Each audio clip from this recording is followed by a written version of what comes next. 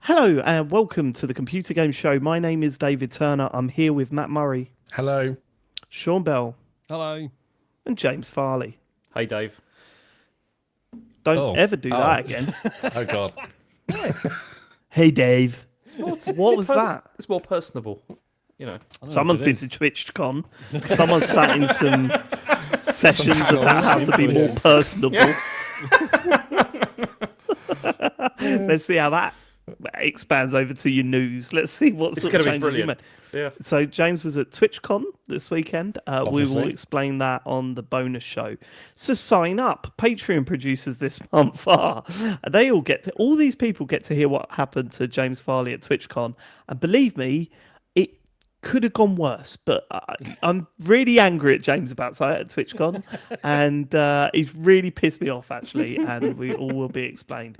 To the people that give us money: Aaron Patrick, the QuickBooks chap, Simon Nelson, Moomin Biscuit, Trans Rights to Human Rights, Dave Ernsberger, Colin Brown, Gasman, Rocketman76, Smooth Monkey, John Tempelli, Jackie Sniper, Sam Higton, Thomas, Stan, Philip with an F, Cutty, Steve Lee, Jack Oven, Grey Dragon Claw, Colin the Carwanker Smith, Lee Keybottom, My Dog Skip, Dean, Evil Mammal, Conky Donkers, Full Nels Conga, Laser Quest, Adam Staff, 42 Sources Span, James S, and Dr. Wookie. Now, next to James S, the words New Full Nels has been added, but they're not the bottom of the list. And in brackets, I can explain. I can only assume that that's you from you, James? Matt. What's Me. happened? Yeah, so last week or the week before, I may have removed Tom S from the list. I believe I did anyway. And then we had James S, and then I looked at the email address. I was like, okay, it's definitely not Tom S. But I got a message from Tom S explaining what the hell's happened. I think not my fault, but I would never throw Tom S under the bus because they're a Full Nels member. But I will explain what happened. All right. Well, let's tell you what, yeah. James, you're going to be in charge of this. You will decide whether this is Matt's fault or not us. Okay. I want you to be switched on. Yeah, Listen to Matt's totally argument. Let's go. Okay, this is from Tom S. Hi, Matt. Sorry for the confusion. I've caused to the Full Nels roll call, although I admit it was a little bit intentional. I now need to clear it up. James S. brought to you by Thomas S. I've now reverted to Thomas S because that's me. James S was actually a new Full Nels member this week, and that's my brother. I figured out I can now properly give gift subscriptions, so there's less of a need for the silly names, although I have enjoyed the confusion. Sorry again, I'll stop fucking around now. I've done the Brilliant. thing again where Our I did, judge, I know. Our judge has hit mute just before giving his final verdict. Do you know what there, just to let happened you know, there, guys. I thought Did they I not was... teach you that at TwitchCon? Did they not go, hey, Make sure don't the microphone's mute on. just as you're about to speak? Do I not hit the thought- mute button. I thought I was muted, but I wasn't, and then I pressed the No, button okay. to unmute myself. But yeah, it was. All right. James was too busy going to the What Up Guys, What Up Gang panel. How much ticket? James, get a little bit better, mate. There's a new member of Sidemen. They're looking for a new Sideman. You should apply. I've fallen at the first hurdle. It's bad. It's But all right, we'll anyway, cut that bit out. I think it's Matt's fault because I think wow. he should have been more on the ball with following what was going on. I was incredibly on the listened. ball. What are you talking about? I was looking at email addresses. I was adding new names. Yeah, Anyway, but surely, Matt, there was still two members in that tier of the Patreon. but then the James brought to you by Thomas was. I mean, anyway, you're already this is sweating. boring. This is boring. wild. This is boring. I don't know. The music has changed in Phoenix, right? That was a big moment there. All I'll say is there's only been a couple of times where I've had to check like the Full Nels list, and I'm pretty sure I've got it wrong both times. Like, it's weirdly difficult All to right. read. Oh, don't. Thank you. Come on, Sean. don't just. Yeah, but what are you, his anyway. fucking lawyer? Yes. Just because you got it wrong My doesn't mean client that knows Matt I'm should as Christian. In well. our defence, Your Honour, it is very hard. In my Anyway. defence, I did it twice for no reason, and I It's found all it a bit. I sorted mean, I've got now. it all right. Yeah. It's all sorted now. It's all sorted. If you would like to support the show, then please go to patreon.com/TCGS. Keep the show ad free. free. No one wants to sponsor on the show. Really do.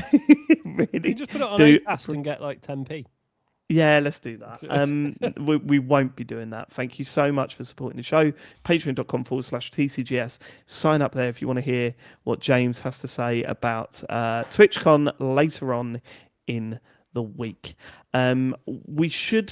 We've got a few more things to plug, haven't we, Matt? We've got quite a busy week ahead of us on the old Twitch channel, isn't it? Yeah, Summer Game Fest 2026 is here. It feels like it's come around, from nowhere, but it is here and it is starting this week. So we're going to be doing some talksovers of the various streams. Now, if you're listening to this as a podcast, then last night being Tuesday night, we will be talking over Sony PlayStation State of Play. If you're watching this live on Monday, it's tomorrow night, Tuesday night.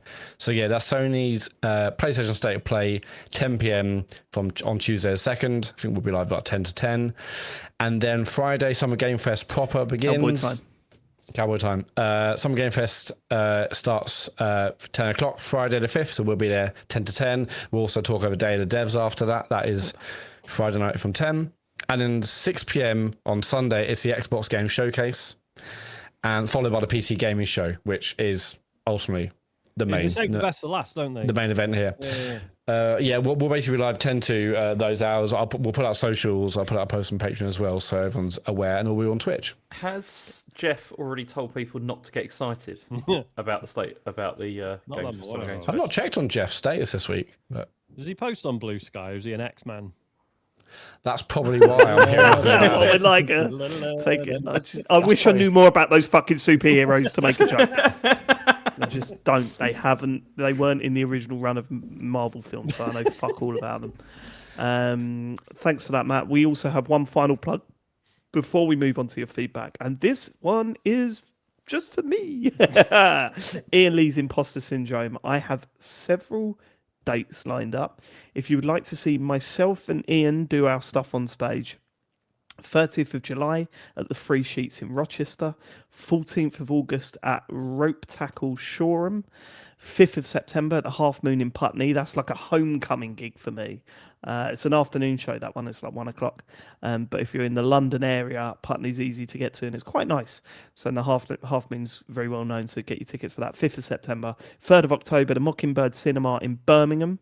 28th of November, Northern Farm in Maidenhead. That's Ian Lee's Imposter Syndrome. One act of him going through some clips and doing some comedy, and another half of Q&A featuring myself and Ian on stage. There are 2 other gigs on his website. I'm not plugging them because he's got a replacement in.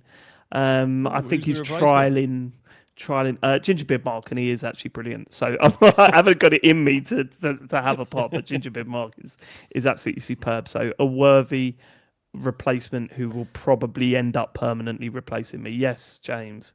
I'm going to go to that Northern Farm one. Whoa. I'm looking forward to that. Right. Is that you asking for a comp? No, of course not. I'll be buying a ticket. You'll get a comp. Don't worry. But if you do want to buy a ticket, go to ianlee.com. All the dates and all the tickets are available there. Front page, scroll down, ianlee.com. We would love to see you there.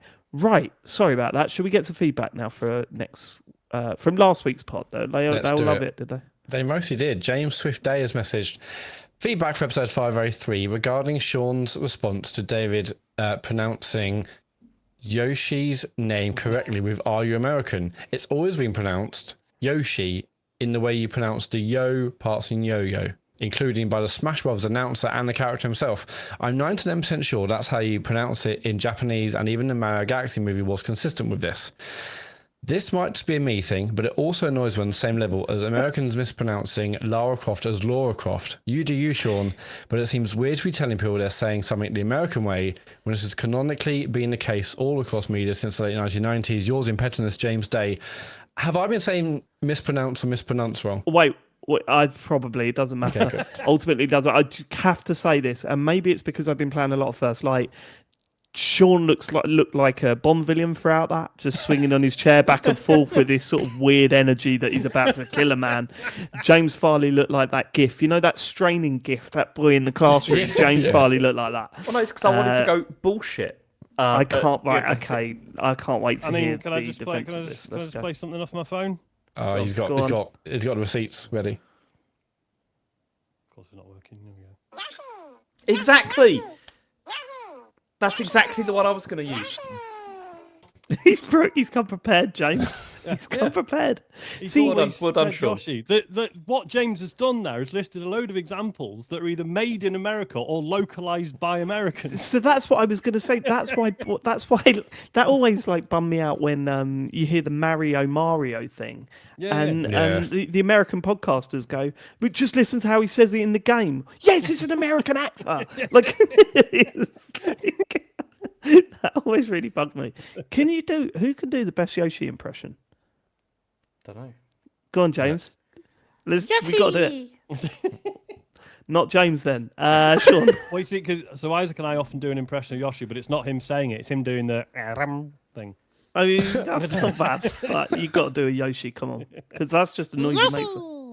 That's very good. That was good. That was good. That was very good. Matt. No, I'm good now. I think Matt, you're doing it only because all of your accents sound or impressions. Well, that's what I'm offensive. scared about. Yeah, that's what I can't wait for. Okay. How is a Chinese Yoshi going to sound? That's what I want to know. Hang on. I think he's going to sound Scottish. But go on. Yoshi! That's all That's right. not bad. Yeah, that's not bad. Right, let's. Sweating move now. on. Go away with it. David? See, whenever I do a Yoshi impression, right, I always do this like phlegmy bit at the start of it, and I could have sworn that was every time they said it. It's like I can't do it now because my mouth's dry. Hold on, let me. Best Josh impression ever.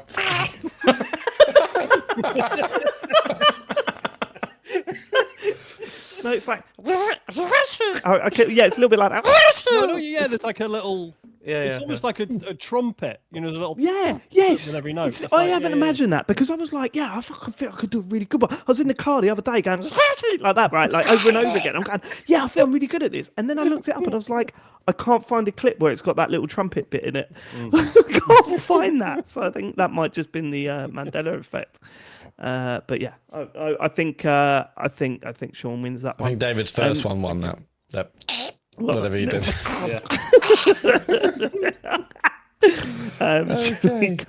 has messaged. Lee, I thought Mixtape was brilliant and loved every single minute of it. It's a joyous, interactive, heart-lifting blend of music and nostalgia. I just don't get the hate for it. What were people expecting? Dark Souls, fucking grow up.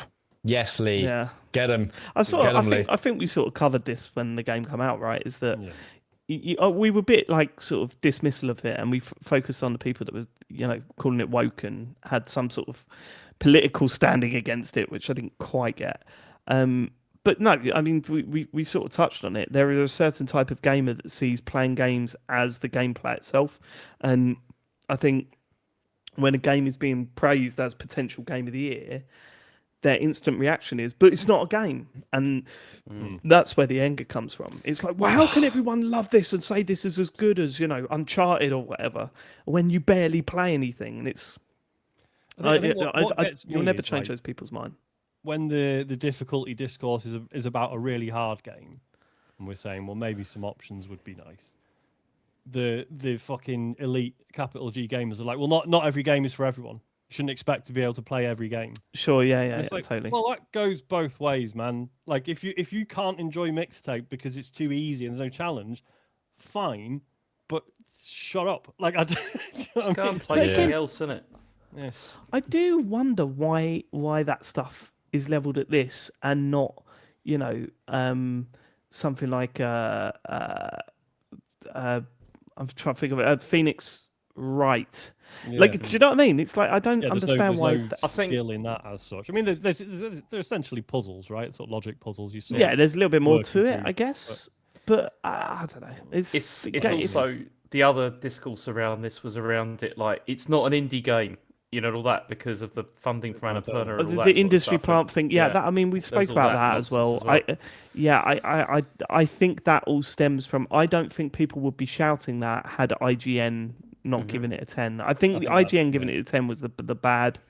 Was the sort of match that I don't know, these dickheads flew into. It's I don't know. Yeah, as the saying goes, the match that dickheads fly into. What? Episode name. No, you won't let us have that because it's got the word dick in it. It's so annoying. Me or Tim Cook? Right, yeah, fair enough. Should we get on to the next one? Yes. Ian H. Hi guys, quick feedback on Forza Horizon 6 day trip. There's a bit of a workaround if you want to sit back and enjoy the scenery type experience. Press down on the D-pad and select auto drive. You can even use this in events if you can't be bothered to drive. Love the show as always. Yeah, I don't think that is a workaround. It doesn't give me what I want out of it. I don't think I want to do I'm the not. driving. Yeah, I want to do the driving, but I want to drive at a pace that I want to drive at, and just taking the sights as I'm driving about. That is, I know what you're saying, Ian. I get that. I just do not think that gives me what I want, what I'm asking for. Yeah. If you did auto drive during a really big event, would I win, or would it just be? I mean, what would the quality of my drive I think be? you'd do better. Fuck off. I'm really good, actually. Are you? Actually. Yeah. I've seen your lap times, Matt. I've seen your lap times. I was only a couple of seconds behind you on peer pressure. I could have been if I wanted to. But I did that twice. How many times did you do peer pressure? Next bit of feedback. So, mock turtle soup. Right then, boys, girls, and everything else. At the time of writing, it's Wednesday, 27th of May, and the London live show is 143 days away. Fuck. Inspired by some of the lads and lads on the Discord, I've set myself a challenge of dropping from a starting weight of 125 kilograms to as close as 100 kilograms in time for the live show, which is just over 20 weeks away. Doable, right? Let's see. Hoping by putting it out on the internet, ether, I, and by extension, people in internet land, can hold myself to account. Live long and prosper, and thanks for being natural for Mock Turtle Soup. Mock Turtle Soup, in the build up to that live show, can you please message in once every 3 or 4 weeks and tell us how you're getting on? Just with, hi, Mock Turtle Soup here, down to 118. and then you know, oh, I'll back up again. we want or just don't have to go into detail. We just want the truth. What do you say, Matt? And then we'll have a chart. We'll have, a huge thing. Yeah, brilliant. We'll do that. But it's very admirable mocktail. So you could get out there. I mean, I see all these people on the training and fitness or fitness and training channel on Discord, and it's amazing to see. So go get it. Shigeru Mamma Mia Moto has messaged. Go get it. That's what they say. Yeah, that's what me and all the gym bros are saying. Just go get it. But a bit more macho than that, I think. You sure someone wasn't asking you to go get you something? Yeah, they asked me to lift a weight for them. Yeah, can you go get it? Weight because you're like, yeah, go get it. Yes, I will. Yes, I will. Anyway, Shigeru Mamma Mia Moto has messaged us. That's the one. All right, twats, it's your boy Big Shigsy here. I heard you were talking shit about Nintendo, and I'm here to put out some facts. 1, I'm busy saving the film industry, you ignorant pigs. Not that any of you so-called critics understand. 2, you idiots love Star Fox and Metroid. If it's up to me, we'll just be pumping out full-price Mario and Zelda remasters from now until I come in entombed in Universal Studios with my horrible son Donkey Kong. Show some bloody gratitude. Buy some tickets to the next Mario movie and pre-order Star Fox. I'll smash your teeth in. You're some shigs. Shigs, I don't think you do shit, mate. I think this is all mouth. No, and I think Shigs should recognise that, unfortunately, against our better judgment, we do go and see the films and we do buy all the games. So yeah. We've got every right, Shigsy. Yeah. Honestly, how about you? Right, invent something new that changes the industry. You haven't done it for fucking ages. Oh, here's Mario. Yeah, which is fucking 40 years old, mate. To come up with something new, come up with a new character. Like, Steel Diver. That was shit, and it was ages ago. Shigeru Miyamoto, stop fucking about. Sort it out, otherwise I'll smash your teeth in. What about that? Yeah, he wasn't expecting that, was he? He wasn't expecting on Switcheroo. Yeah, absolutely bricking it. Do you think he just comes in and just like sits around the office because he doesn't want to stay at home all day? Yeah. I don't think he's in the office at all. He's too busy in LA just like trying to write another shit movie. I don't think he's in the office at all. He pretends to work from home, but he's actually like, oh, can I have a meeting, Shigsy? He's like, oh shit, I can't turn my camera on. I've got the Hollywood sign behind me. Can I just say, we're joking. We respect and love Shigeru Miyamoto. Please, that guy that goes ballistic at us every time we take the piss out of Shigeru Miyamoto, we love him. Please don't get in touch again. I can't handle that. Do you remember when I said that I almost predicted that he was going to die in a prediction show, and he went, "Oh, that's just absolutely outrageous." He does have a track record of making bad films, though, which is it's true. Good I games, just though. twist the knife in at the end there. Wow, Weird James, little, it's harsh. a little dig right there It's before we just move on. good games mostly. Yes, but yes. When But he- his track record is shocking. Yeah, when he passes away, will the film magazines write about him and just be like, bad film director Shigeru Miyamoto? We're going to end with the Bond corrector. James, I see what you're going for there, but it was actually men, Russian shits at that, in black jumpsuits with lemon piping that should be chasing you down the ski slope in Forza 6. I'm really sorry to say this, but stop getting Bond wrong. Yeah, no, that's fair. It's that was what I was going for. And Yeah, but that's why I didn't recognise it, because you just went, "Oh, bad guys in yellow suits," and I'm going, "The fuck is he talking about?" no, You I missed did think the lemon piping. I thought the lemon piping would be too much. You know, so yeah, Well, yellow no, suits. hold on, sorry. Wait, I want wait, the wait, reference to be too accurate, do you? Yeah, James, are you claiming that you're going right? on I'm going to purpose. reference this, and your brain went, "It's lemon piping. It's lemon piping." No, that's too much of a reference. No, because I thought Too on the I nose. thought I I'm was gonna going to change the reference, but in a sideways, with a James, sideways look at bullshit. it. Why are you bullshitting? Just say you fucked it. It's fine.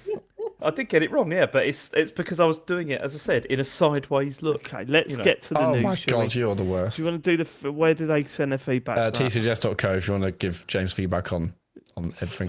Whatever Yeah. that was. Go on. Let's get to the news. Is the news? I'm going to get this right, otherwise I'm going to crash out. So it's. Oh, he has me at Picking up the TwitchCon. lingo, Twitch. He has me at TwitchCon. Go on, lock in. I know I'm cooked. Anyway, You're going to eat with this. No, that doesn't work. so Valve have announced a significant Steam Deck price update of almost £200 in the UK and over 40% around the world. So the lower tier 512GB OLED has increased from £479 to £649, and the 1TB OLED has gone from £569 to £779. Valve have said these new prices reflect the current state of component costs and other global logistical challenges across the industry as a whole. I mean, obviously, this has happened to PlayStation, Xbox, and also Nintendo as well. And there's still no retail price of the Steam machine, or I don't think there's still any idea when it's coming out, is there? at No, this I mean, stage? people I seem to think like Valve are updating things with Steam Machine references, so people thought it was getting close. But I mean, this is obviously not great for Steam Deck. Although, I mean, I'm not sure if you're about to say, James, but like they also fully sold out, didn't they? They sold out of all Steam Decks within like 24 hours of this. They did. Which is also mad, but That's insane. so lots of things are you can't actually get. Last I checked, you couldn't actually get one because they were sold out even with this price increase. But yeah, in terms of Steam Machine, I know the story isn't about that, but I mean, I don't know what this means for Steam Machine. Well, only bad things really. Like the Steam Machine when it was revealed, everyone thought like a budget-ish. Even the budgets we had in our mind were clearly not going to be as cheap as Valve were going to sell it for. Maybe it was rumored, £500, £600, £800, but it's going to be massively more now. So like, Well north of £1,000. I'm sure they will release it, but like, it's the whole USP of this was a lower cost console-like experience, and now it's going to be really fucking expensive, I imagine.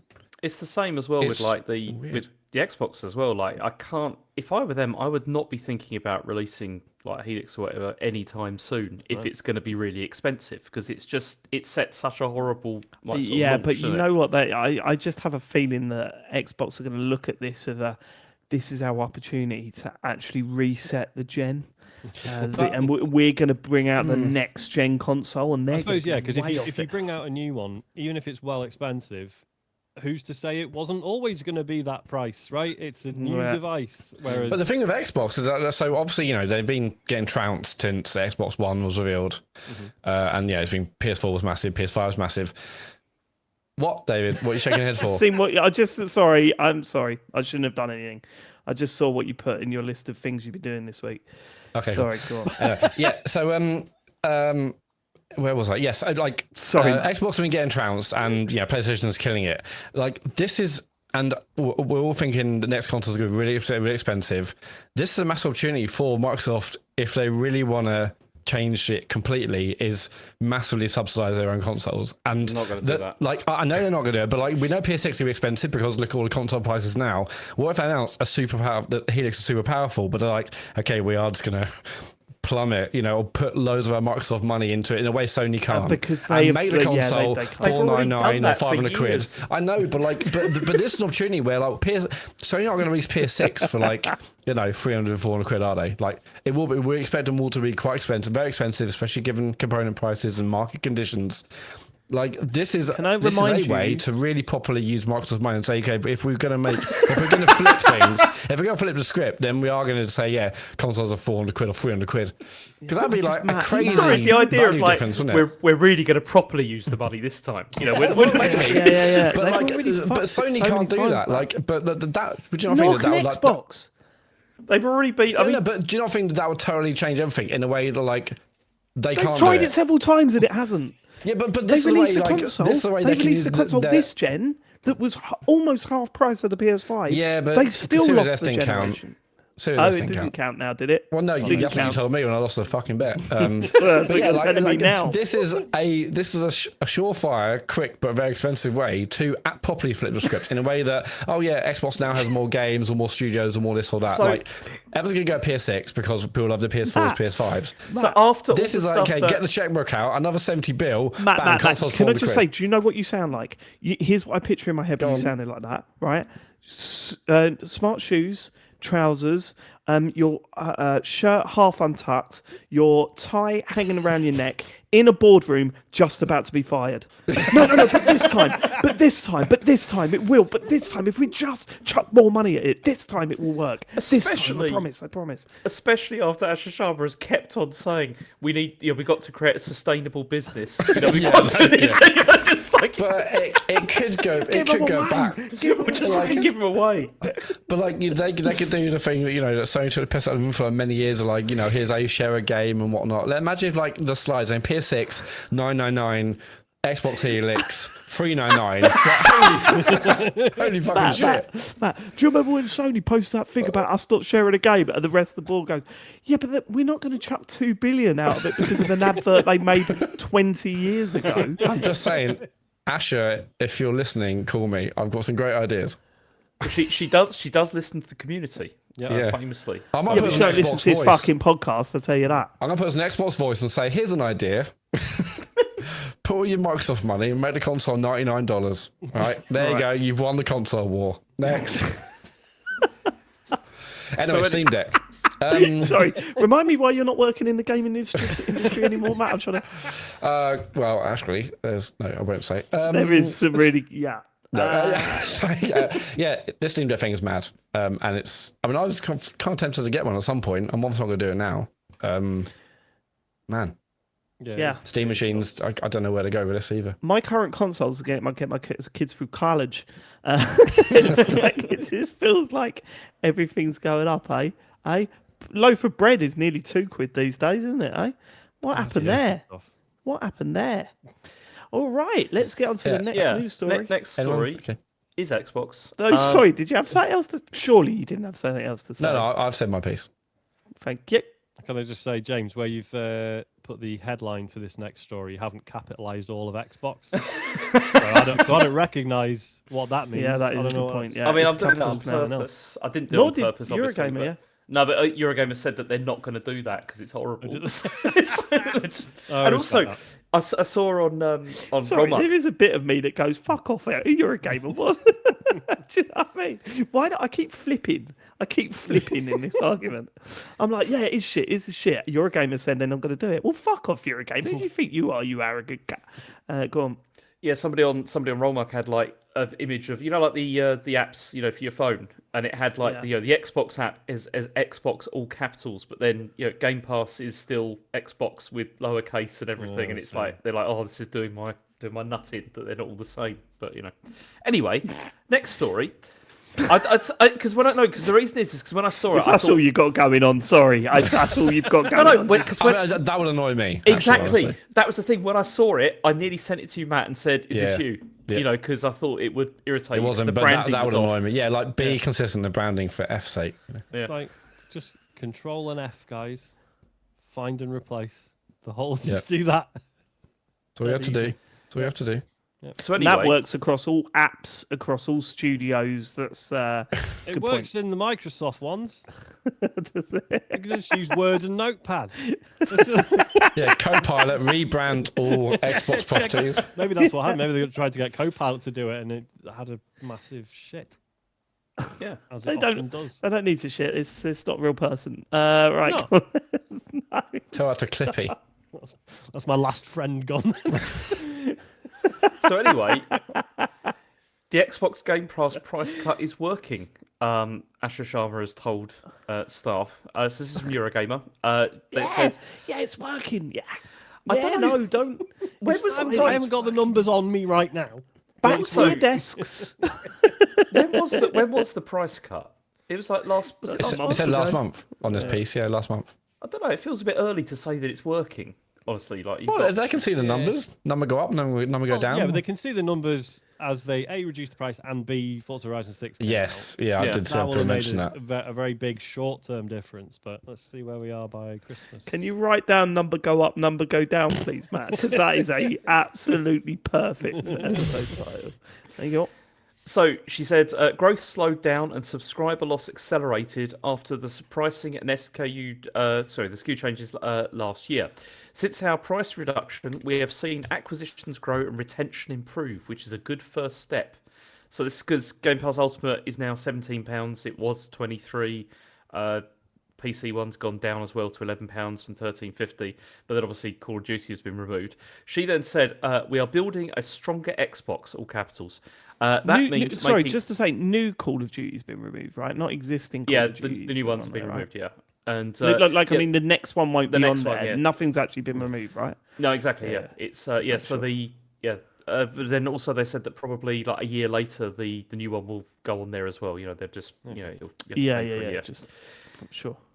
So then she said, "We are building a stronger Xbox. That means making hard choices about what we build, where we invest, and what kind of company we need to be going forward."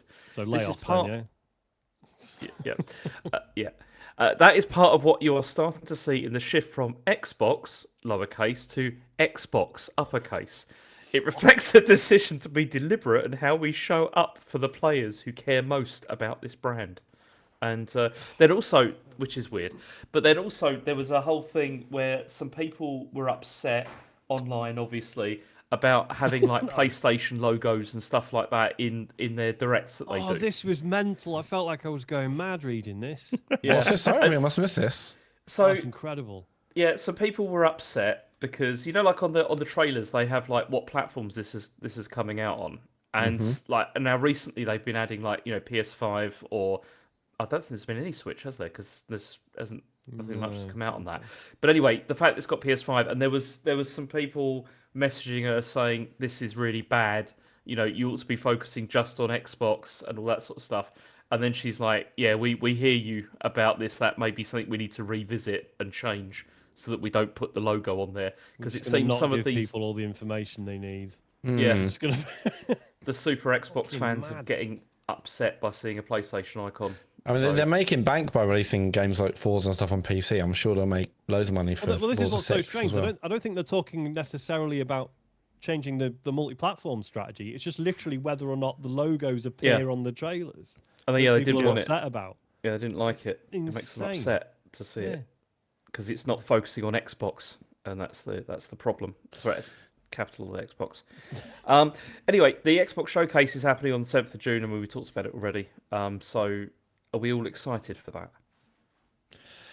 Yeah, I mean, I'm interested in what they're going to Yeah, show. I'm interested to see what they got to Doesn't show. But feel we've like been it, saying that for yes. years. Yeah, I suppose the way of saying it is, I wouldn't say I'm excited for it, but I'm interested to see. Yeah, I'm just I haven't got a lot of faith in what they've got to show this year, but I'm open to being convinced that actually maybe they could turn it around. We'll see. Matt, I mean, can you it's say not the same- sad. Can you say the thing that we always say about this? This is Yeah, the this most is- important show in. Yeah, there you go. forever. This is the most important year. Make They've it got to. break. Yeah. Yeah, it's like even the games they show, like now there's not even the confidence that those games will even come out and not get cancelled and studios not get shut down. So that's like an extra layer to it, isn't it? But I mean, speaking of which, maybe I'll skip to the other story after this, which is that Xbox are delaying Fable to 2027. And they're saying this is because there are too many games are coming out this year. So it's coming out Too now. many games are coming out. They said it's coming out in February 2027, and they said this is because they want to make room for their other games and give Fable a space to shine. And they said we've got Halo Campaign Evolved, Gears of War E-Day, Call of Duty Modern Warfare 4, Control Resonant, Star Wars Galactic Racer, and Grand Theft Auto 6 are the reasons why they're bumping some game called, what was it, Grand Theft Auto 6? Yes. Just put that at the end. Mostly at that last one, isn't it, really? Yeah. But it makes sense. Like, get out of the way of GTA. And if they were planning on releasing this, in November, it's like, what's the point? So, yeah, it does make sense to delay it. It's just a shame because it's another delay, They're going to be showing it at the showcase in June as well. There'll be more. GTA 6, sweet. No, yeah. Fable. Yeah. So that's a shame. But yeah, I guess it makes sense. It's just a bit. It really does. Quite looking forward to that one. It's good because lots of these games can use this. I mean, excuses maybe too loaded language, but they can use it as a reason to delay it and justify further development, which ultimately means delays are often better for making the game better. So a lot of games will be better as a result of being delayed because they've managed to sell it into superiors, saying, "Look, we should probably move this game back a bit." So I also think that result in better games. Beautifully paraphrased Miyamoto there, Matt. It was yeah. I think that was the full quote, wasn't it? That might be the new quote. I don't know. Anyway, next story is that Destruction AllStars has been delisted. Well, is going to be delisted from the PlayStation Store, and they're shutting the servers down in November. I'd forgotten this game even existed. Like, I completely forgot it existed. So yeah, it's a strange one, wasn't it? This game didn't get off to a good start at all, and just never seemed to recover. It was one of those that I thought would have been shut down way before. It already has. So, unfortunately, this is one of those. Hey, this game's getting shut down, and everyone goes, "It's what?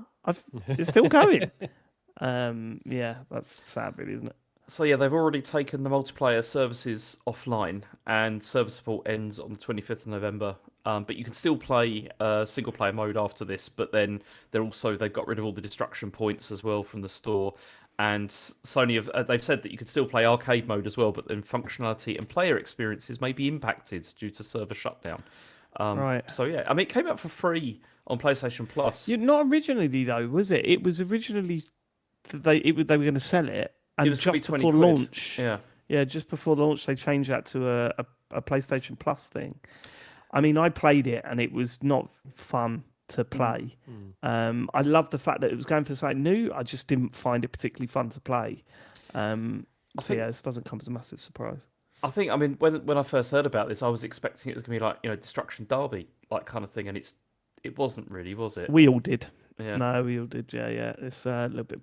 Yeah, it was a strange. I mean, they were shooting for something new. It just felt like they didn't really capture anyone's imagination. Mm-hmm. Okay. Final story is that Call of Duty Modern Warfare 4. Modern Warfare 4. Modern Warfare. See, like I'm crashing out. It's coming day and date to Switch 2. So this is a 13-year streak of like Call of Duty skipping Nintendo consoles, and it's the first one since since Ghosts, which came out on the Wii U, and it's been a long time since there's been a Call of Duty game on there. So yeah, but also it's not coming to PS4 or Xbox One. I think it's the first one that hasn't. Oh wow, okay. Yeah. It's an interesting one because after last year's shambles of a Call of Duty game, there was part of me that was like, look, this must have been planned for longer than just a year, but it does really make you think like, shit, we've absolutely blown it and no one's buying it and everyone's hates this year's one. Modern Warfare back again, shall we? I should have predicted that the next one was going to be Modern Warfare, but maybe that was too obvious. Yeah, you got that. And they also keep saying it's going to be more grounded as well, and sort of, Yeah, well, because that was one of the main complaints, wasn't it? Black Ops was supposed to be the trippy one with fresh ideas and trying bizarre things, but when you were throwing machetes from the sky that landed down, like, and these huge giant machetes down at people, like, it just too far, I think. Even the one before even went a bit far with the whole Doom levels. Do you remember it had sort of Doom-inspired monster very silly, levels? but I enjoyed the campaign of that one, but Yeah, but it's weird that I enjoyed it, so I could see why maybe the core fan base. I mean, the last one, it felt like they really were trying to go like sort of, not full Fortnite, but they were going in that direction of like like all the neon stuff and like just like the crazy... Yeah, and the silly multiplayer skins. Apparently, they've promised they're going to dial back on that stuff with the next one, but apparently they've said that before, and we still got Beavis and Butthead. So I downloaded not last year's Call of Duty, the one before that I really got into, and we played it again in the week. Still brilliant, like I still love it. But it was funny when I loaded it, I'd forgotten all about it, and the loading screen was a full-page splash of Beavis and Butthead. It did make me giggle a little bit. Bit of a silly game, that. But I thought trailer for this looks amazing, by the way. The Modern Warfare 4 trailer, set in Korea, isn't it? It looks really it looked good. But then they always nail the trailers. But it did look good.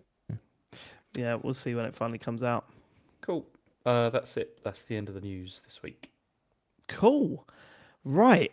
We better get to what you've been playing then. And obviously the biggest release of the week has to be 007 First Light, the new James Bond game.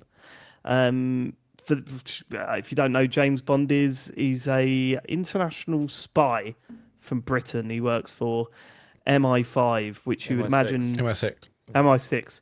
What's the difference? One number. More secret, I imagine. Okay. MI6 is external security and MI6.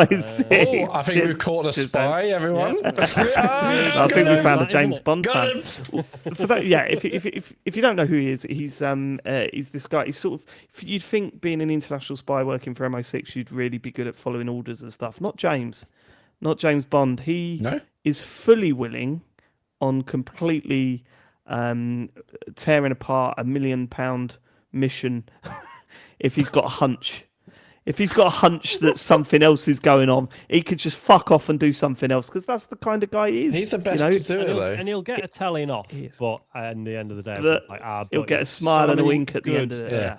Judging by his results, not his methods. He's a maverick.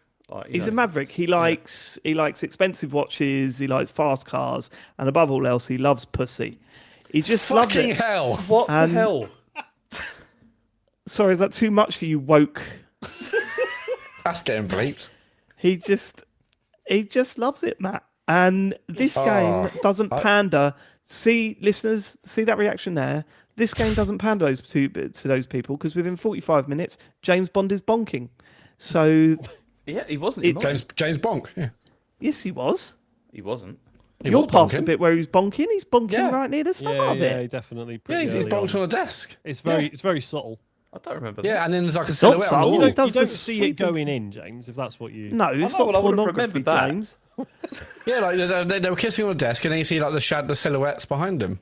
Yeah. Signify bonking. Yeah, there you go. He cleared everything off the desk and then put her on the desk, and then they just carried on kissing. James was too busy jerking it to realise. James was like, well, he's off to a chess tournament. Maybe they're practicing. No, just having a lovely kiss, wasn't it? It's like...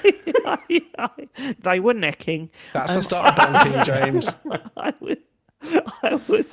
I'm so sorry about that. I've been thinking about saying that word all day, but I think in the context it's okay. Listen, I'm not a James Bond fan. You may have guessed. I didn't know what organisation he worked for. But I do think it's important. I do think it's genuinely important to talk about whether we are fans of James Bond or not. Because I do think it has a big impact on how you receive this game. So, James, are you a James Bond fan? I genuinely have no idea if you guys like Bond or not. Yes and no is the thing. For me, is that a James Bond film title? Yes. James Doctor Bond Yes and No. Yes and no. It depends on the Bond as to who's the actor is the thing. Let's go then. Who's a good Bond? I mean, I liked Pierce Brosnan. Yeah, I loved him. Yeah. Who's a bad Bond? Oh, a bad one, Bond? Roger Moore. I hate Roger Moore. I Really? hated all of those ones. I thought they were I rubbish. like them. I mean, there was a Lazenby. Wasn't a huge fan of that. No, Lazenby was all right. I mean, he was not a very good actor, but the actual film was good. But apart from the weird speeded up fighting. Yeah, I mean, kind of. Like I know I've seen a lot of the old ones. I don't really remember much about them. Obviously, I've seen all the Daniel Craig ones, and enjoyed them well enough. So I'm not like a huge Bond guy. I think this game is in an interesting place because obviously the films, like, Daniel Craig's Bond is done and dusted, and we don't know where the films are going next. So No. they've had an opportunity to create a new James Bond for the TikTok era. Yeah, he keeps saying like and subscribe, and please buy this new air condition unit. The price is going down. I like because the Daniel Craig Bond was obviously way more serious and grounded, and Yeah, less of that's why it was less so of good, the because "Oh, I've got a bone of money, Benny. Like there's less of that sort of stuff. This feels like it's not extending that. This feels like it sort of sits between in because I've seen a lot of like cheese in this, A lot of silly quips. but not as cheesy as Bond has been in the past. It's not Roger Moore. So that's funny then. So I'm probably the least James Bond. I think I've watched like 2 or 3 of the films. Oh, really? I mean they've been on, but I've never like sat down and gone, yeah. And I've never really got like, I'm not trying to be cool here, right? I know I'm the odd one out, but I've never really got like go on, James Bond, go on. He's got the girl and the watch. Like I've never really I don't think anyone got really what you're says supposed that. to be rooting There is for. definitely like a weird sort of, a very weird male fantasy wish fulfillment thing about James. Yes, I think And that's whereas it, isn't it? actually, if you really look at it, it's like, no, he's like a pretty sad alcoholic who can't he's really have any awful. friends or meaningful relationships. That's why I do want a female Bond at some point. I should point out as well, the one thing that I really love about fandom of James Bond is that theory that James Bond is just a spy name and it's different we people, talked about that and before, it haven't we? Yeah. completely destroyed by this game, isn't it? Because he's James Bond before he's even James Bond. So okay, cool. To answer your question, yes, I also like James Bond. Yeah, you mentioned that. It's all right. No. We got your opinion. Yes, we did. We got your feeling. Yeah, No. because you was correcting James about James Bond. So I was like, Oh, okay. Matt's into it. Matt's into Yeah, I it. like How James many Bond. of Yeah, I'm well pumped for the new. I mean, playing this game makes me more pumped for the new film and whoever the new Bond's going to be. Yeah, and obviously this character is a lot younger than other Bonds we've had in the movies, and that's interesting. We had like when Tom Holland became Spider-Man, he was like a younger Spider-Man, like a new way of looking at the character. I reckon playing this game alone is like, okay, alone makes you think they could maybe do a much younger Bond. I'm not sure what direction they're going in the movies, but Yeah, because like I say, my knowledge isn't great. My understanding was always that, James Bond, the spy, 007, like already had like a really decorated military career, whereas this one he's pretty much fresh faced. It's weird, isn't it? It is. it's sort like of an air serviceman, isn't he? Whatever. Yeah, he's like at the air start. crewman. That was it. Yeah. I'm Air pretty crewman, sure yeah. even Bond goes, "What am I doing here?" Like at one point, Isn't it? I think it's implied that he wanted to do other stuff in the military, but basically because he can't ever follow the rules. Yeah. In normal military life, that's bad. yeah, make him an international spy. Yeah. But if you're a cool international super spy, you do whatever the fuck you want. So that's and absolutely it's fine.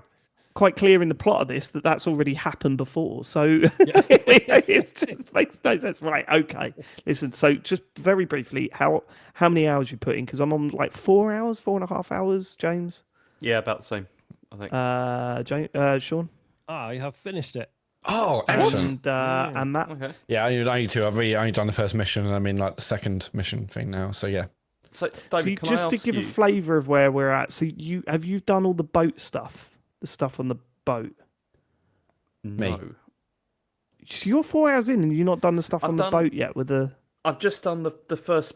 Like with the driving, at the end of the mission, there's a bit of driving, and there's a bit Okay, with an airplane. I've just done you've that. done the airport Oh, bit. yeah, Yeah. That's That, where we'll I'm talk about that bit later. I fucking hated that bit, but okay, right. So I think Sean should lead the discussion. I think Sean, you should go into how you found it and where you see it in the list of Bond games from the lowest to the top. I want you to do a full run Everyone, through of all yeah. the Bond games. that Rank have come every out. Bond game. I mean, Yes, Bond please. games are mostly bad, right? I know obviously people still talk about GoldenEye, but that was a real standout. Like even just That as was a James standout. Bond game, right? Never mind. The Changing top-down one on the ST, the driving one, the top-down one on the ST with all the gadgets, that was really good. Was it? The one where he was a fish, that was also really good. Yeah. Good, yeah, bit of a deviation. that one. Robocod. So obviously, Yeah. Wrong one. It wasn't. It was James No, Bond. James Robocod. Bond, Robocod, yeah. Yeah, I know, but that was based but he on wasn't being RoboCop. Bond anymore, was he? He was being RoboCop. Yeah. Exactly. nothing wrong with that. There's nothing wrong with that. It was James Pond. Look at the title of it. I can't handle you fucking it up. Look, I'm just backing it up the again. title of it, for fuck's sake. All right, James. Look, All right, James James. Pond. But obviously, James. he was the same guy, but obviously they'd moved from it being a James Bond Yeah. parody to a RoboCop parody. It was That's right. called. So you don't look at RoboCop and be like, "There's James Bond." Look at at the him being no. Sean, look at the box art. Look at the box art. James Pond, codenamed Robocod, and the box art is him holding the gun just like James Bond. As a robot. Yeah, exactly. It's a fusion of the two things. It's not a rejection of the James Bond stuff. It's a fusion. Yeah, but that was not a later game in the series. I mean, the game was kind of ruined when there was fucking penguin bars everywhere. Right, like, can we just stick Yeah, to what sorry, the let's talk about 007. James Bond. So this is from IO Interactive, obviously most well known for doing the Hitman games. And I think it's interesting because obviously it takes a lot of DNA from the Hitman games. I think this isn't going to please a lot of Hitman fans because obviously, you know, like a good Hitman level is like this mad intricate puzzle box, and you're figuring, you know, you've got like one target, and then you've got this, you know, massive building or a section of a you know, like a city block or whatever, and you're trying to work out like all the angles to get into certain places, get access to certain people, take people out, etc., etc. This like streamlines so much of that, and that's in these occasional sections where it's being a bit Hitmanish. There's also big shootouts, driving sections. I think the driving sections are probably the weakest element of it, but also they're very easy, right? I don't think you can really fail the driving bits. The shootouts are okay, but they're really annoying when you fail them. Like, I don't know if you guys have found this. I found like the loading times when you're restarting a section can be they're quite long, aren't really they? bad. Yeah. So that stuff can be quite irritating. And I was running out of ammo all the time. Yes. Yeah, It's really stingy with ammo, isn't it? Yeah. But I overall I really enjoyed this. I was really pleasantly surprised.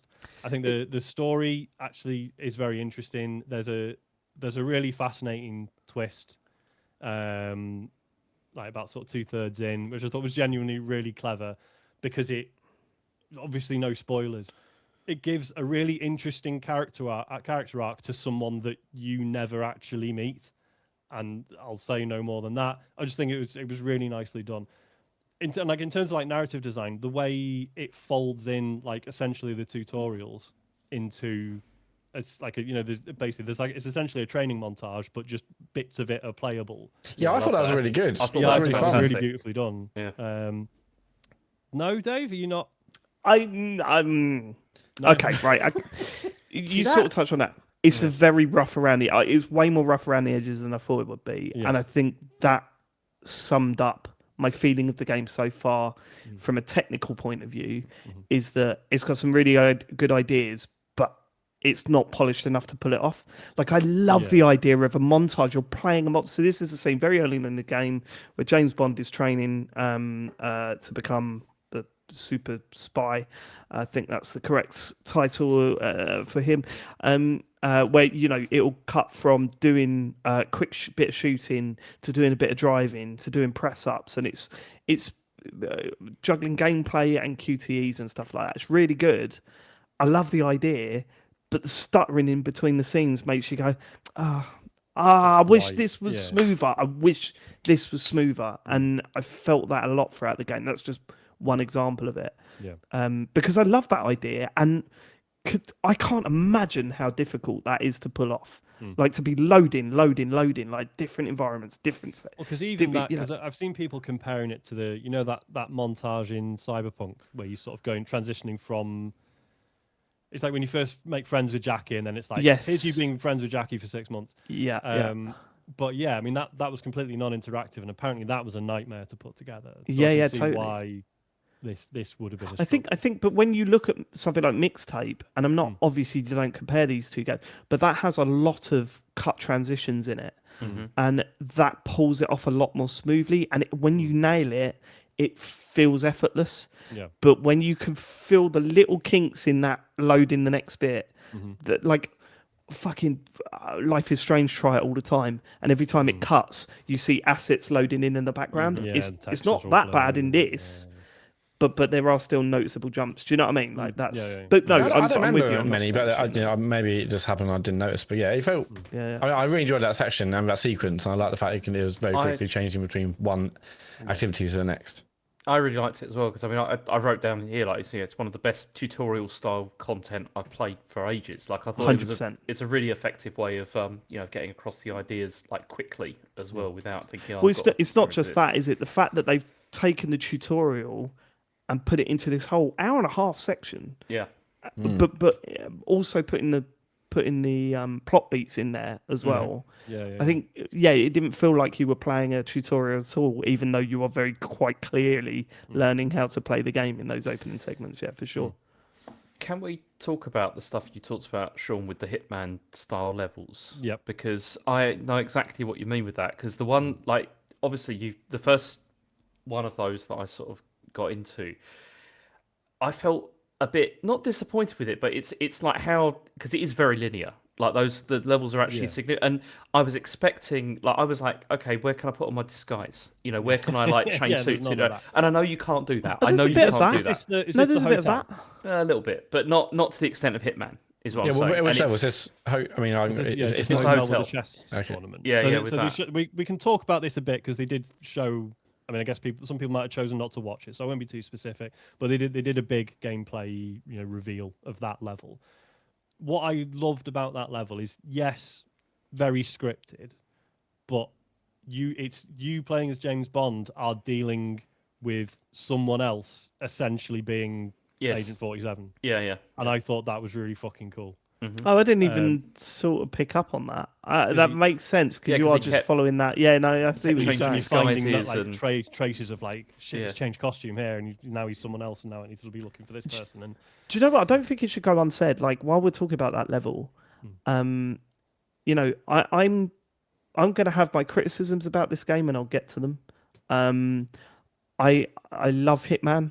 I think what IO Interactive do in terms of environments is fucking special, and I think that completely sums it up in this level when you first walk into the main hall and everyone's sitting down watching the chess tournament. I don't know if you felt the same, but you're walking around and there's like big bars and you're walking, you're trying to get through people, you're trying to find this character that you're looking for, and you walk into the main hall where there's a chess tournament happening and loads of people sitting down watching it, and I was like, oh fucking hell, I'm not supposed to, oh sorry, like I instantly had that feeling of walking into the wrong room.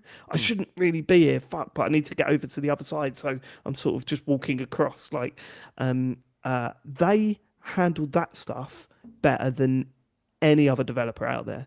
In terms of especially interior settings where you can open a door and go fuck, oh shit, and it feel real, like it feel like that there's a room full of people watching. Like I almost felt embarrassed, like that social anxiety embarrassment of walking into somewhere that I'm really not supposed to be and going, oh, someone's gonna have a go at me for standing here or something. Did you ever walk across like just straight across the hall? Yeah. No one And said there's- anything to me. Oh, they did on mine. They were like, Did yeah, they were like, I wonder if you were a little bit closer to the stage than I was. I was pretty far. I didn't go maybe, anywhere there's a near the certain range stage. it I went straight through the middle, and they weren't happy about it. Well, I think what's interesting is because like the more modern Hitman stuff introduced that idea of yes, you can go into a restricted area, but the security guards won't like fucking open fire immediately. They'll come over and be like, sir, you need to leave, and then you get the option to walk away or beat them up or yeah. whatever.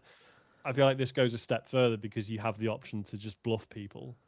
Like and it's limited, but someone will say, "Oh, sir, you're not supposed to be here," and you can just press a button. Again, there's like a limited number of charges in it, but you can press a button and be like, "No, I'm John Smith from security. I'm looking for such and such." Like, and he'll just completely bluster his way through it. And I like some of those moments were really funny. I thought While you're talking about those moments of sort of being in the wrong place and being caught and stuff and your options, I had the funniest fucking moment the other day. I wasn't caught in the wrong place, but I needed to get into this area of this map, and there was just a guard there. And I walked up and I thought, am I allowed in there or am I not allowed in there? I'm not too sure. Usually, if there's a guard standing next to like a door or whatever. You're not allowed in. But I thought I'll chance it anyway. I walked up and the bloke went, "No, no, no. You're not coming in here. You better go away." And I sort of panicked and accidentally used the lasers in his eye that you're supposed to do from like behind cover so you don't see. So he was like, "Oh, my eyes!" And I sort of just walked in. Although you can get away with using those in front of people, like Yeah, that's well, the so cool I thing, found because out. so the watch is from the laser comes from your watch, and then like you have the phone darts that like poisons people. Yeah, you can just do that in plain sight. And that's the funniest thing, because when he does the dart, because I love the darts, they're very useful. Yes, so And useful, yeah. but it's the way he like holds it up and sort of like does it, and it looks really obvious that he's doing it. It's quite funny. It's quite silly. But if we're staying on Hitman versus James Bond for a while, like I know what you're saying, James. Not only is it quite linear, it's also very limited. Yeah. Like with Hitman, when you're doing a Hitman level, that it feels like possibilities are endless, and there's so many options and things to do and things you can get away with, and it feels really strict in certain aspects, but also feel very, very open.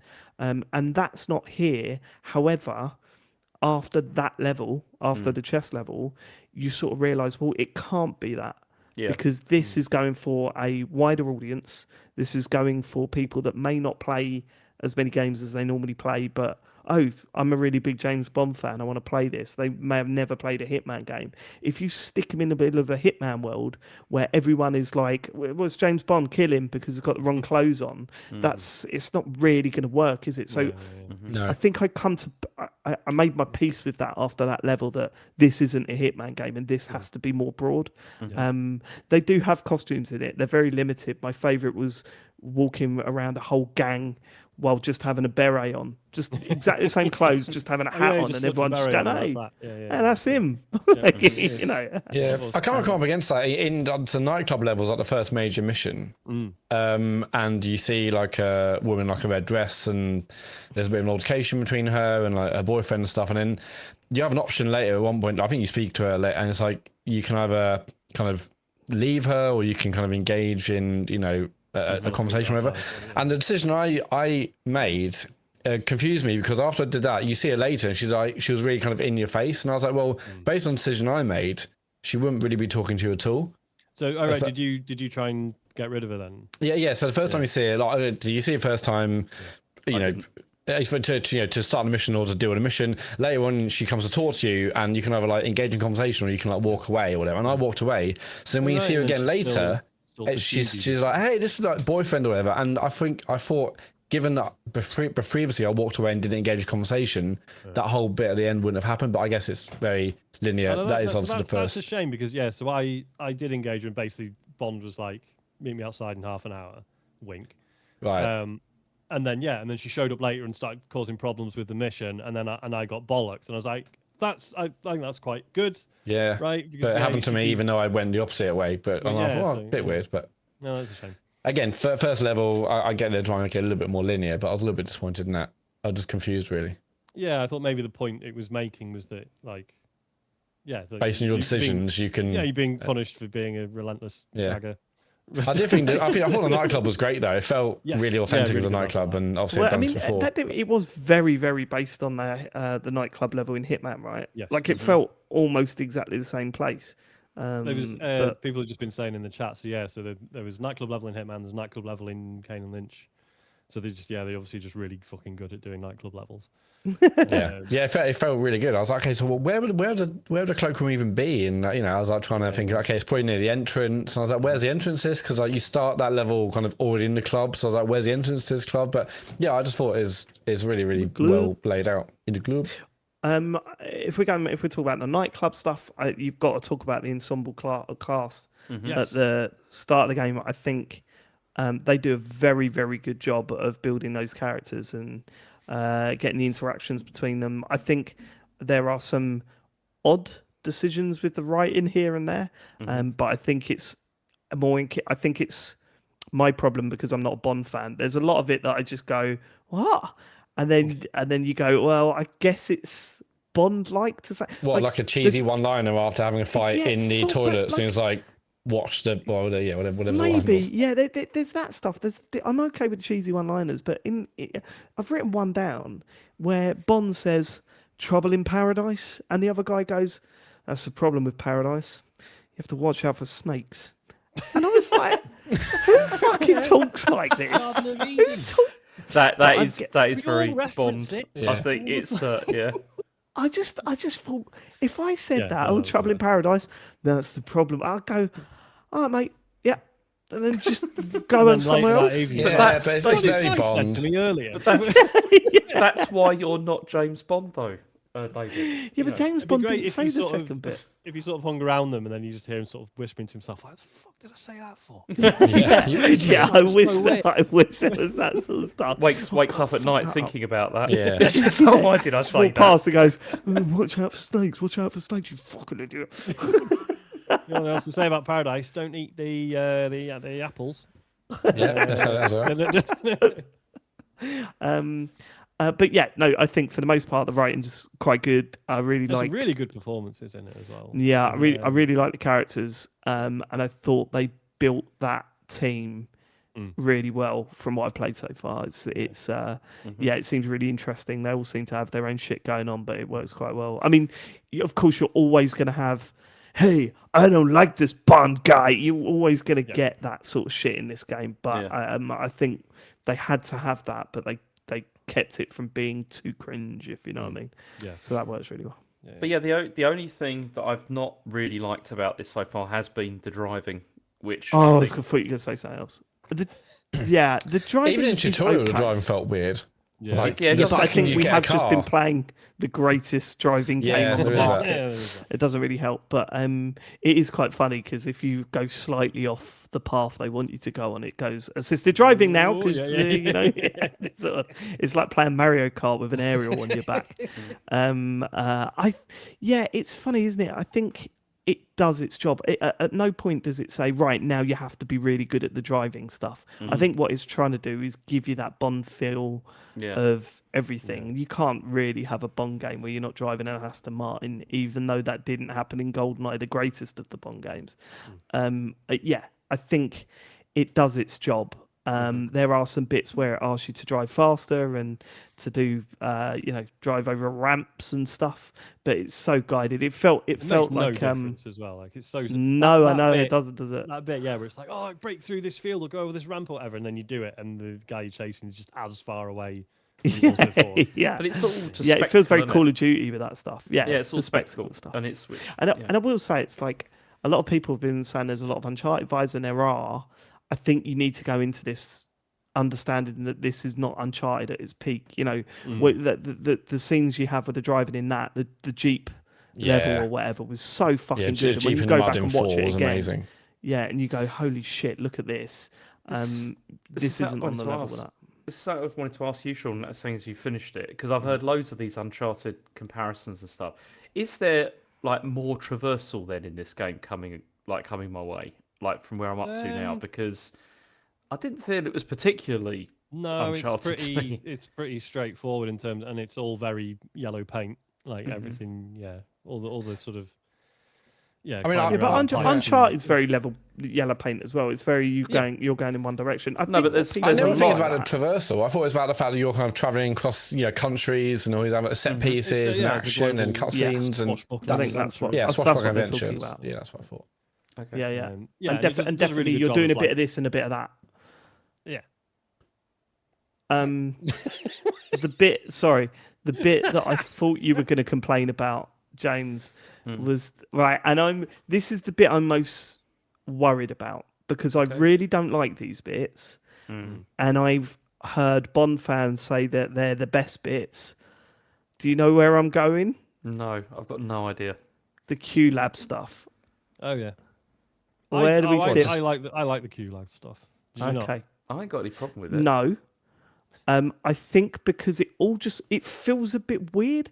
I love the concept, right? Because even in the 2 Bond films I've seen or whatever it is, one of the best bits is him walking through the Q's lab and going, "What does this do?" Well, this is but it doesn't work yet. And he's like, "Whoa, he's got the circles." Either he puts the binoculars on and he's got the circles around his eyes. All of that James Bond stuff. For me, there was like the best example I can give is everything seemed to not quite work as I think they were hoping, because that's the comedy bit, right? Where Bond touches stuff and ruins shit and the scientists get the ump with him. Whereas like the example I give is the ejector chair, and you walk up to the ejector chair and they're chatting and they're saying, "Oh, this is the ejector chair." And he said, "Well, why don't we just use a parachute or whatever?" "Well, why have hamburgers when you got steak?" or something like that. And then you press the button and the ejector chair sort of like glitches up into the air and then falls on the floor. And then no one really reacts to it. Yeah, They sort of just stand there going, "Oh, Bond." And you're like, no, See, I I had wanted that with more. the- Like, Yeah, I fair wanted more of a, "Whoa, look at this." Like, what the fuck are you doing? did Hey, that put with that the, fucking down, you fucking prick. I wanted all of that sort of stuff. Classic Bond quotes. Yeah. There was like a briefcase that you could activate, and it like expands like into like this massive like sphere, thing apparently for avalanches. But yeah, there's virtually no reaction when that happens, even and though that's it's part of the fun. They've surely. seen You all wanna do that. before. They point that work there. They're all jaded because they work there. No, know. no, because they are literally just standing there like with a big grin on their face that they had throughout the whole bit. And then like there was one where someone was standing in front of this like supersonic thing, and then I pressed the button and they flew back. The other character didn't react, and I was like, "Oh, maybe I'll do that now and stand in front of it and see what happens." And sort of like, "No, this set piece is over. Move to the next area." And I was like, "Okay, it's a couple of Range Rovers in here, I guess." I definitely think that is. I'm not right to criticize that too much, because that is fan service, right? Like that is a Bond fans. "Hey, I'm in this bit. I'm Q Lab. And there's all this wacky shit that I can And you can interact with." Walk straight to the objective, can't you, and just crack on? Totally. You can also accidentally walk into a side mission game that you can't get out of unless you quit to the main menu. The tax sim stuff. I've not touched any of this. I'm not really interested, to be honest. No, and I'm sorry, guys. We will get more positive in a bit, but there's a bit where there's like a whole side mission thing where you can go into this VR area, and it's really well done. It looks fucking brilliant. Like, you walk into this area and you get to pick some weapons, you pick your outfit, and then you walk into this VR area, and then you do one of these tactical missions, completely separate from the rest of the game. But the problem is, you get introduced them in Q's lab, and they're like, "Do you want to come and do these missions?" You go, "Yeah."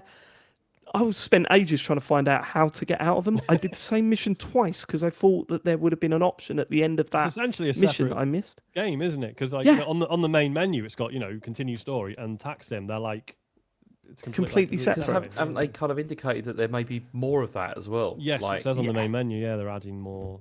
Yeah, stuff you would to it. imagine that is where that's The DLC longevity. stuff, isn't it? And they're going to have all sorts of different James Bond scenarios in there, I think, from the past. But I Tell you like. what was one weird thing in Q Lab. Yeah. There's a bit. This isn't a spoiler. There's a bit where you go there sort of after hours, and Q's like working there on his own. Now, you'll remember when we talked about mixtape, I was saying I'm even more of a wanker about music than I am about video games. Songs I like don't just crop up in video games. Right. Yeah, I went to see Q, and I was like, listening to the fucking Cro-Magnon band. There's a song called Bad Shape by the Cro-Magnon band. I was like, what the fuck? Which was just especially weird, not only because it's a song I know and like, but also they're a band that I've always, like, whenever I've tried to explain them to people, I was like, oh, it's like the soundtrack to like a spy movie from the 60s that never got made. I thought you could take that one step farther. It's like, imagine you're walking through Q's lab, and you. That's the sort of shit he'd be into. Yeah, so I was just like, fuck, that's clearly someone at IO Interactive agrees. So yeah, that was a really weird moment. Although for some reason it shows like the record player and the sleeve is there, but it's just a completely made up banned an album. Ah, Could that's you not annoying. have maybe just given them? Yeah, just get 'em- Yeah, just get the but, fucking hey thing ho. in there. Right, just let me get these bits out, negative bits, and then we get onto the positive bits because I want I've to got a ask lot about of what positive strap things. colour people chose. Oh, grey. What did you choose? I went navy blue. I thought the others are too fancy. I feel like I need a watch strap that both fit in like a fancy party and like, you know, in the field, where some of them were just Yeah, like I two. also went for the navy blue. I also went navy blue. Oh, Ah, dull. see. I picked the only one duller than you lot. Grey. Only because I've got a one of those straps. It looks like that. Couple more negative things. I swear to God, we'll move on. Firstly, I don't know what IO Interactive have got about being online. It fucking does my nutting. God, Oh, Like yes. in all of their games. Yeah. I don't even less so in this one. I hated it in Hitman. This is where if you load the game up from I don't know, like you put it in suspended mode or whatever, you load it back up, you walk forward a bit and it stops the game and goes, "You're not online at the moment in this game. Do you wanna I think you should reconnect." And it like in this I've got no idea why. In Hitman, it used to say, "Hey, you can look at leaderboards on how well you did at the end of each mission." That's not in this as far as I can tell. So I guess they there's, just like watching you play. It must be like because they're pulling Security all the or- data, aren't they? Yeah. Like, about Yeah, I what, guess what so. everyone's doing. Because when you first load the game up, it's like you can play it offline, but to get the full richness of the experience, we recommend logging in. And it's like, what the fuck does that mean to me? Yeah, Nothing. What Like, is that offering? And yeah, so Yeah, and I'd- the problem I was having was that several times in one session I would disconnect. Yes. Yeah, it happened to me happened to me a couple of times. I was like, well, hang on, I haven't stopped playing. Why are you asking me again? And also when you press that reconnect, it feels like you're just like kind of it's a static screen. It doesn't show like a rotating thing to show it's just like, hang on, is it crashed? Yeah. I don't know. So It's- I Well- wondered now if I think part of it is that because you know there's it tracks like not like trophies but like in-game achievement or feats or whatever. So I think it's to do with that because it was definitely several points where I like took someone out and then bang it'd be like, oh, you're disconnected, or you know, or like I hacked something, or so I think I was like ticking off these objectives and then it was trying to tell the server and then be like, oh no, sorry, we're offline actually. Oh, that's know. shit. Yeah, really annoying. Yeah, but speaking of that, yeah, it's been quite buggy for me. I've had 3 crashes.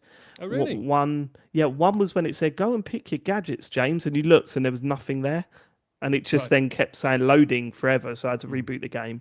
I got all the way to the end of a stealth bit, and then the game just crashed out, and I was like, "Fuck sakes!" I had to do it all again. You're on PS5 as well, yeah? You're on Yeah, PS5. Xbox. Yeah, On PS5, I've okay. had I've had not had any Bond. crashes, but I've had Blonde glitch a couple of times where I've gone to speak to Conway and all of a sudden it cuts to this cutscene of them chatting and he's like shaking and moving around the screen a bit and I'm like, what's going on here? And then one of the car chase scenes, the camera just started shaking uncontrollably and I had to reload from a checkpoint to stop it doing that. So that's what I mean by being rough around the edges. A couple more bits. The game looks incredible, really, really good. Environmentally looks brilliant. The smoke looks shit for some reason. I thought we were past smoke looking terrible. It does though, right? When you use the smoke gun, looks terrible. And then there's some levels where there's steam coming up from the floor, looks awful. And it really made me laugh when you drive around London, spoilers, and you drop Conway off and he goes, "Oh, this is me," and it was actually a pub. It wasn't. That just really thirsty. No, hang on, really he made me says, laugh. doesn't he? That he wants He to does be- afterwards, yeah. Okay. Yeah. But it's just the way he goes, "Oh, this is me," and then you look at it, it's just like a traditional looking British pub. That really made me chuckle. Anyway, other than that, really fucking enjoying it. And I think, as you say, I'm still quite early on, Sean.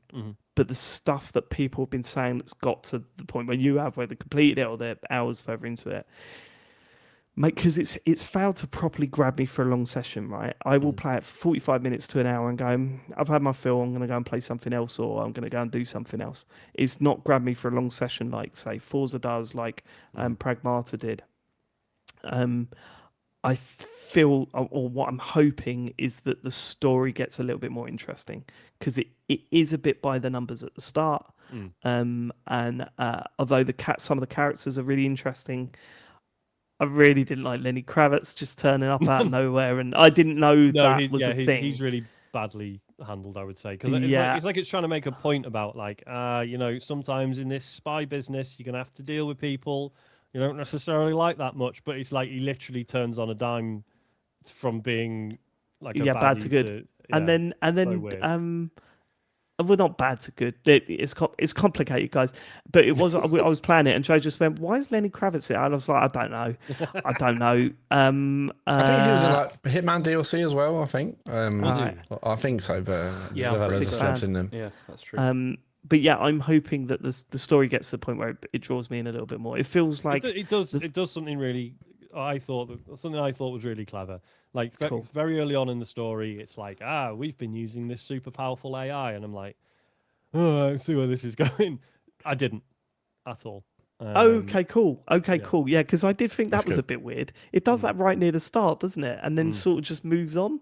It's Yeah, like, yeah, yeah. hey, Yeah. everything's done by AI now, guys. Anyway, and I'm like, do we need to discuss that a little bit more? No. Okay, so I'm assuming that something's coming up. Yeah, it's like, okay, it's showing me the gun under the table or whatever. But yeah, the way that sort of plays out, I thought was really interesting. I really, really hope that it goes, the AI's gone bad now. It's telling us all what to do. I've got theories on where the story might be going. Yeah, I mean, I think the combat could be a little bit better. I seem to be liking the shooting more than most people do. Oh, really? Yeah, because I, mean, find the it's fine. shooting quite it's simple. serviceable. I think it's as much to do with the design of the encounters, like the amount of times, like when you're playing something like this, where again, it's like you want to be James Bond, you want to be challenged as a player, but broadly, I just kind of want to shoot my way through and look cool. Yeah. The amount of times I'm like, there's someone fucking stood behind me now, or Yes. right off to the Yeah, side. There's a happens a lot lot. of Yeah, people there is a bit of flanking that. you all the It's time. hard to tell where everyone is. Yeah. I've been using my watch a lot more to just scope out people around me these days. And using the slow down mechanic, because I'm pretty sure the slow down mechanic also increases the damage of your bullet, right? Because it feels really? that I don't every know. time I activate that, I kill them with one shot. But every time I don't, it takes way longer. And then I had the sniper rifle this week, this just before coming on here, and it felt fucking brilliant to use. Yeah. So, whereas the hand-to-hand combat, everyone's praising, and I'm not liking as much for one simple reason, that I'm worried that I've missed something in the fucking tutorial. Can you not lock onto enemies?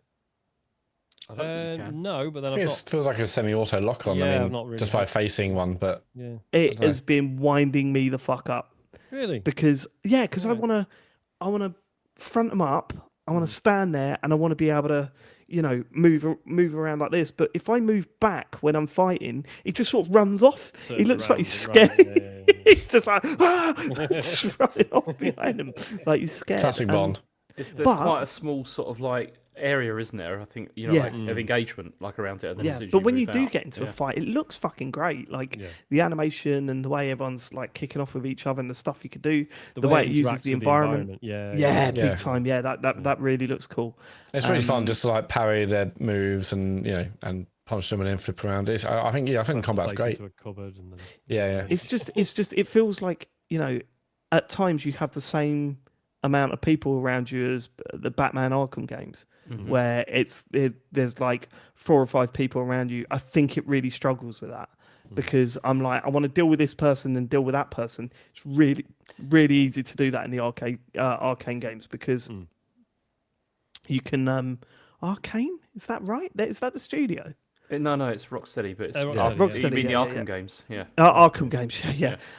It's really easy to know, or really clear to know who you're fighting and when you should be fighting each person. Whereas here, sometimes it feels a little bit too loose. But And I think also, because in those in the ga- sorry, James, go on.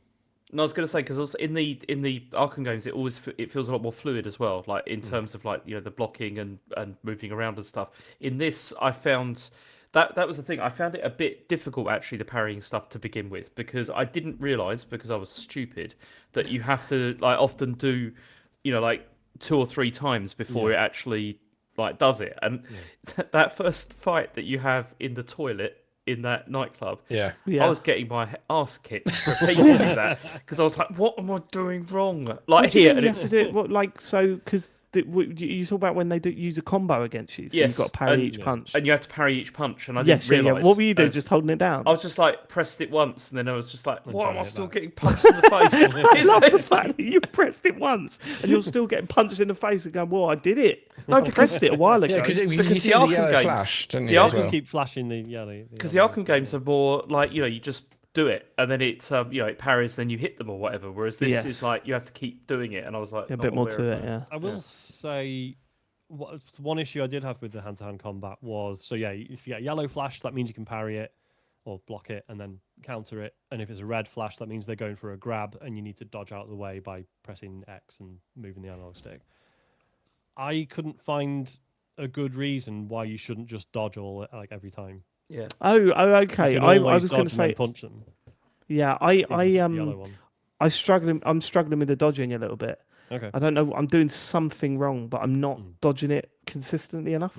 Sometimes I'll press that way and X, and then he'll still grab hold of me, and I'm like, "Fuck's sake!" Right. And then we're treated to probably the worst death scene I've seen in a video game in recent years, Where he sort of crumples into a heap. where it no, Oh, he yeah, just drops to the floor and it fades to black, and it goes, "Bond was killed." Okay, that's fine. Well, especially because sometimes, and again, it feels like we're slagging this off a lot. I really don't intend to. Sometimes No. I'll get thrown by an enemy, and I'll be on like my last sliver of health. I'll get thrown by an enemy and just sort of gently bump into a wall, and then just fucking die. Oh, is it? No, but I think what this game does do well. I mean, certainly feels. I mean, as I said, you guys will know this way better than I ever will. It feels Bond. It's got all the Bond stuff in there. You like your women. It's got them. You like the song that's got like, "Oh, the night is falling." Yeah, I thought It's the got that. Lana Del Rey song was actually, it's very it's Bonded, decent. very Oh, Bond it's like. great. Yeah. There's some yeah. really great original music throughout as well. I think I'm not sure. No, there definitely was like a bit with the Bond theme, but it's quite sparing. Like, 'cause Yes, even like because it- the main title screen Yeah, I love that. does That's like good. a da da da, and you're like, oh, is it gonna? Dun, No, dun, it's not. It just doesn't do the James Bond thing. It's weird. It does trickle bits here and there. Like you can hear a few notes here and there as you're, But I especially suppose at that's the the start of point, the game. right? Because he's not 007 It's not yet. Bond yet. He's like, No, yeah, it's yeah, not yeah. 007. He's just James. It's just a boy. It's just a little boy. But yeah, it's got the just whole, innocent man. like Bond is right that something is up and no one fucking believes him, and he's getting in more and more and more and more trouble as the story goes until he is in the absolute most trouble, but then he does the coolest shit and everyone realizes he was right all along. And It's the classic Keenan and Kel story. it is. Yeah, yeah. And although no, by the end they usually fuck it all up. But yeah, you're right. I mean, it feels like Bond to me. Whatever that means. So I think fans of Bond will like this. I think I wish it was a little bit tidier.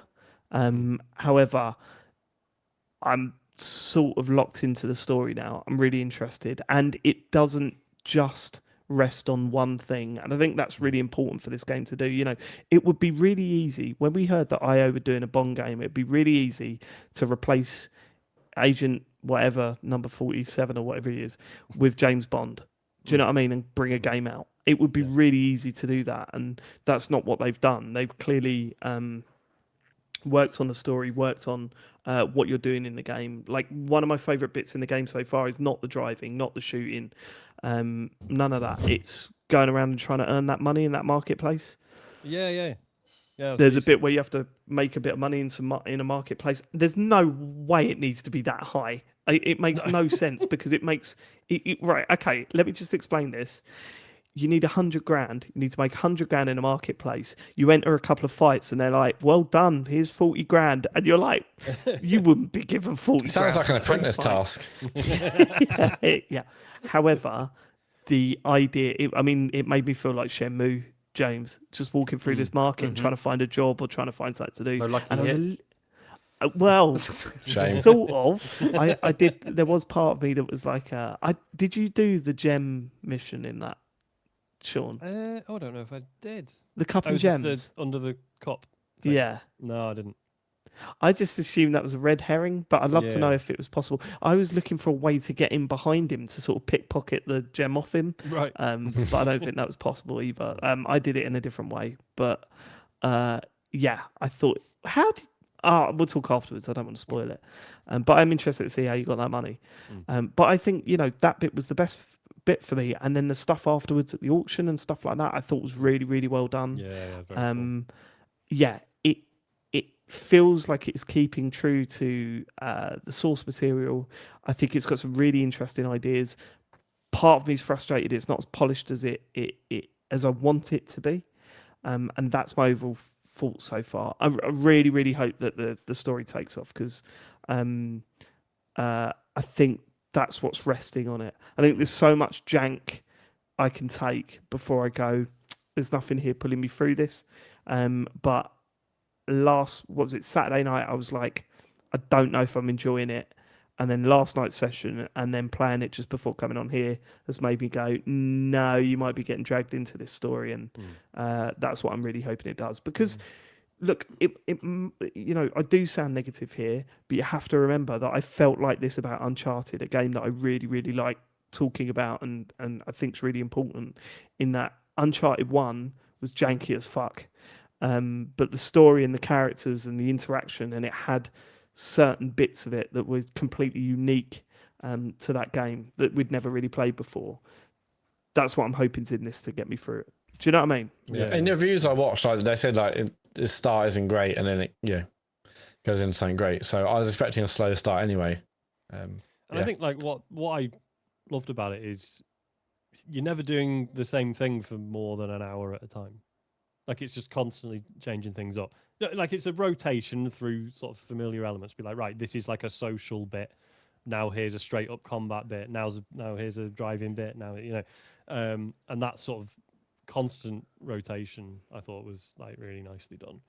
The way you recharge your gadgets is so silly, but also I'm absolutely fine with it. Yeah, I'm fine with it too. It really makes me laugh though. For those of you who've not played it, before you go on a mission, you can choose your gadget loadout, and some of them use like electrical energy and some use chemical energy. And basically, your watch can just fucking siphon. So if you see someone's phone or tablet left out on the side, you can just be like, "Oh, nick a bit of electricity off that." And if you see like some cleaning fluid, it's like bang, chemicals. Yeah. Well, because what kept making me laugh was that hand sanitizer is everywhere, and I use that for my chemicals a lot. And every so often I'd be like, "Isn't Bond doing well out of COVID?" No way this hand sanitizer would have been here otherwise. I'd love it if in one scene he just goes, "Hold on, I've got an idea," and then he puts his watch near his arse, and just farts on it. Goes, fully charged, baby. Or better, just takes the hand sanitizer with him and just gives it a little every so often. Yeah, that would make sense. Yeah. Just put it in your pocket. But with the electricity, I'm assuming he's undoing the back. It's just doing it for time. He's undoing the back of the watch every time, and he's sort of forcing in a double A into the back of his watch, which ironically is mechanical. Little watch gag for you there, guys. Yep. Do you ever get to take more than 2 out with you? Because I'm a little bit frustrated that I only get to take two. Good. Thank fuck for that. Yeah. Budget goes up, does it? Good. Yep. I hope they explain why they haven't been letting you take out more. No, they don't. I don't think that's another thing that I thought was odd is that sometimes some of the missions it'll be like, oh, this one you got to be stealthy, or oh, for this next one it's going to be really combat heavy. But every mission is a mix.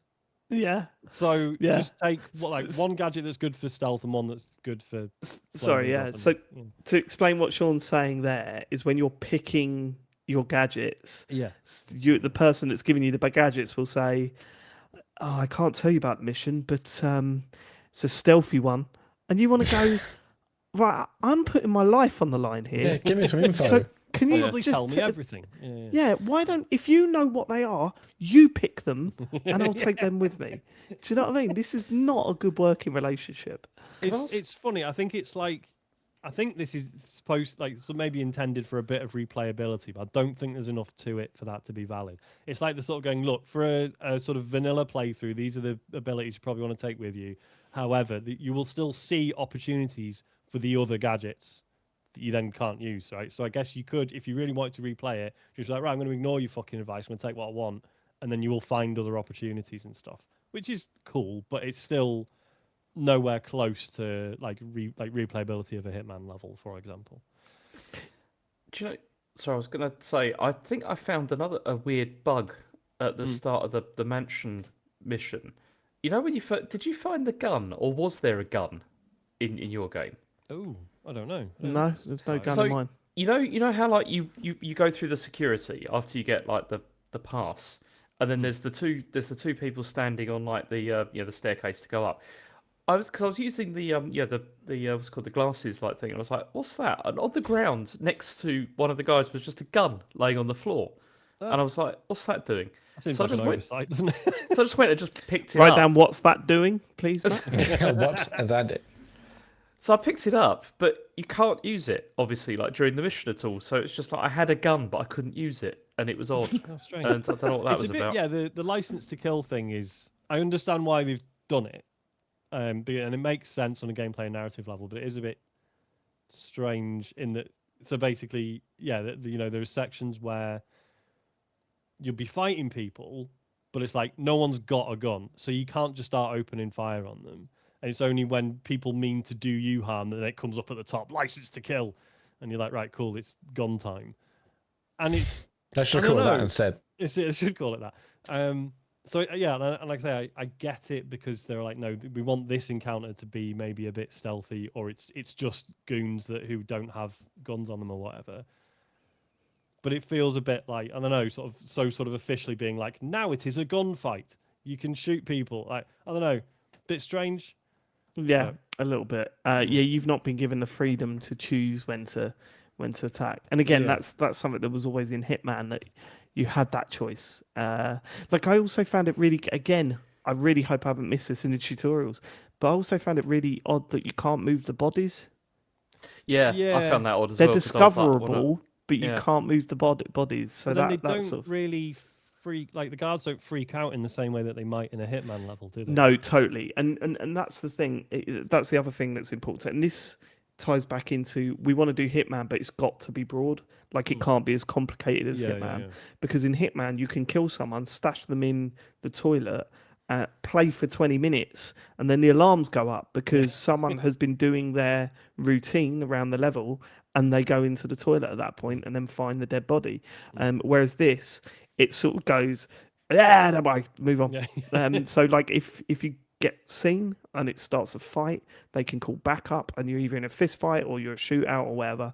If you kill everyone within the immediate area, it flashes up at the top of the screen, situation contained or something like that, and that's the game just going, yeah, that's fine now.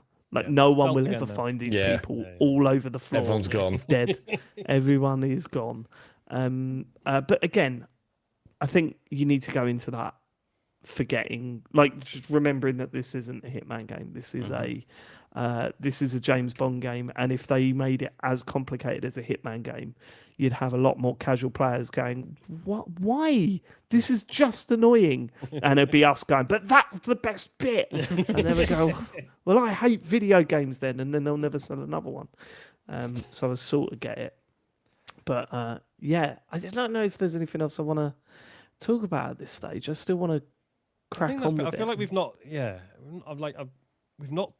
perhaps talked enough about how good those sort of social / stealth bits can be. Yes. Yeah. Because that's, for me, they were the most enjoyable part by far.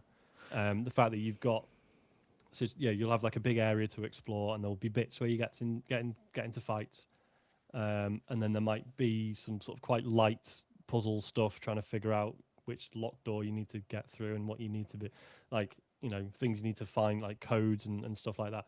I think that stuff is all really nicely done. That's when that's probably the most friction you get out of it, and that's when it starts to feel a bit more Hitman, but still a very streamlined version. And there's really cool moments where, like, you're with another character, and they'll be like, right, I'll wait here while you get a key card or whatever, and then you go through an air vent and kill 20 people, and then the character that was waiting, you open the door and you're like, right, come on, you can come through, and then they just see the aftermath of you, and and they react to it, and it's really well done, I thought. That's cool. Because so many games are just like, yeah, there's a pile of bodies, who gives a shit, just fucking stroll through. Whereas this is like, James, this is mad. Like, This is too much a couple of Bond. bits where perhaps they could have had more faith in the player, in that there are plenty of visual clues that there's a trap coming up, right? Not like an actual deadly one or anything, but I'm like, I need to not walk forwards through this corridor because something's going to happen. But actually, to make things progress, you just have to. So I was like, I'm going to avoid that. I'm going to be clever. I'm going to go around it. And then basically, the game scripting wasn't letting me do the thing I needed to do. Sure. Because I hadn't. So it's stuff like that. Let me feel clever, please. I don't have much else, so just let me have this. But yeah, no. Apart from that, I don't see what else. For all the criticisms we've had of it, I think this is how you do a James Bond game. I don't see what other streamlined Hitman. Mm-hmm. That's a James Bond game.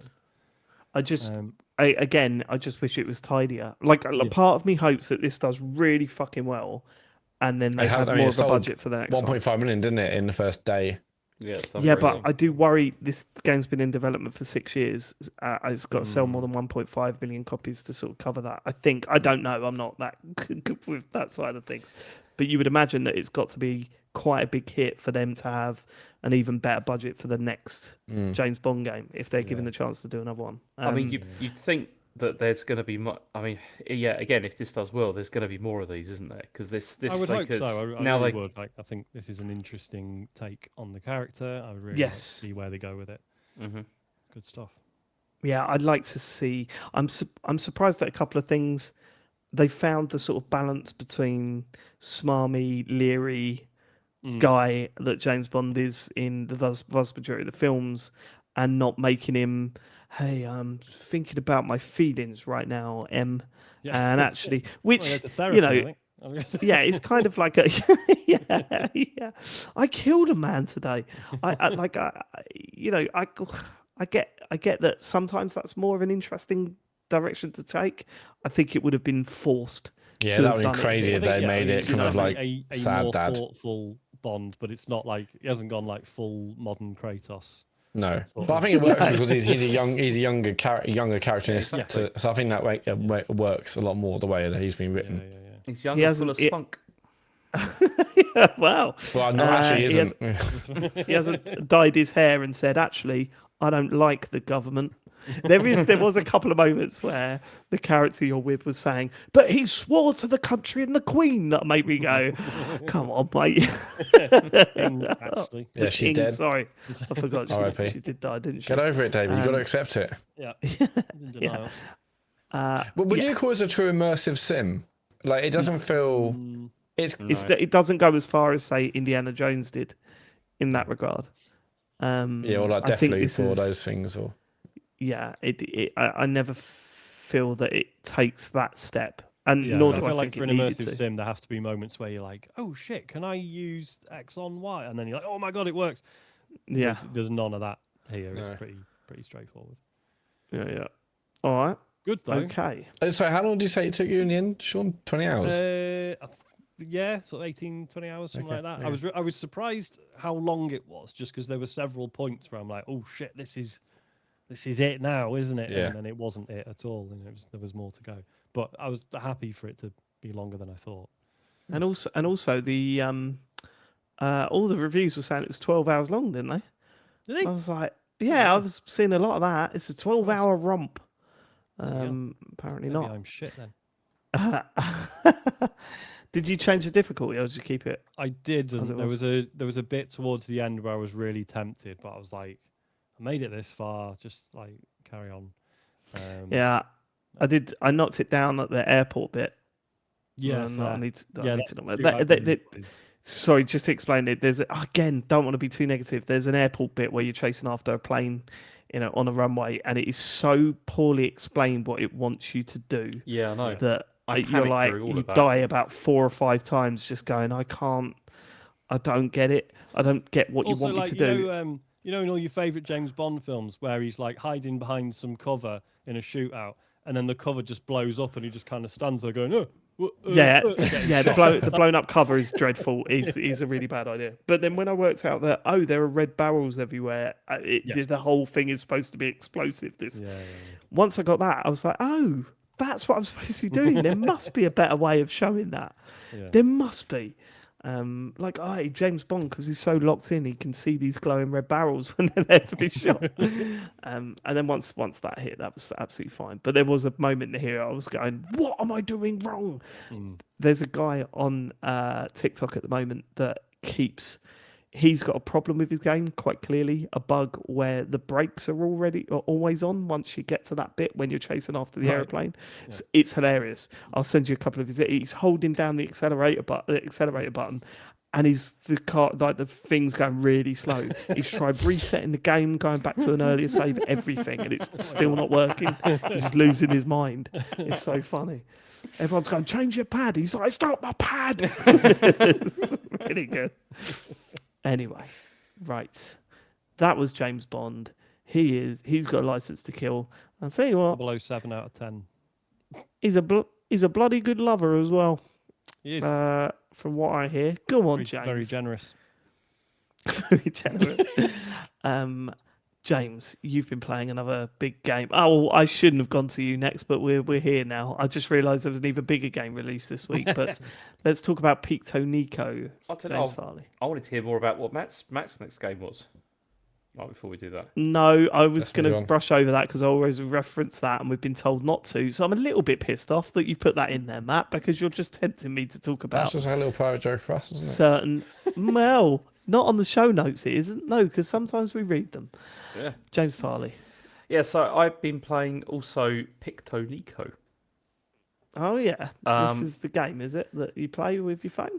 Yeah, so it's developed by Intelligent Systems, and it's for for iPhones or Android phones, and it's basically You just say WarioWare. smartphones, James. Yeah, yeah, it's not out on Windows Phone or anything No. like that. So Palm. Yeah.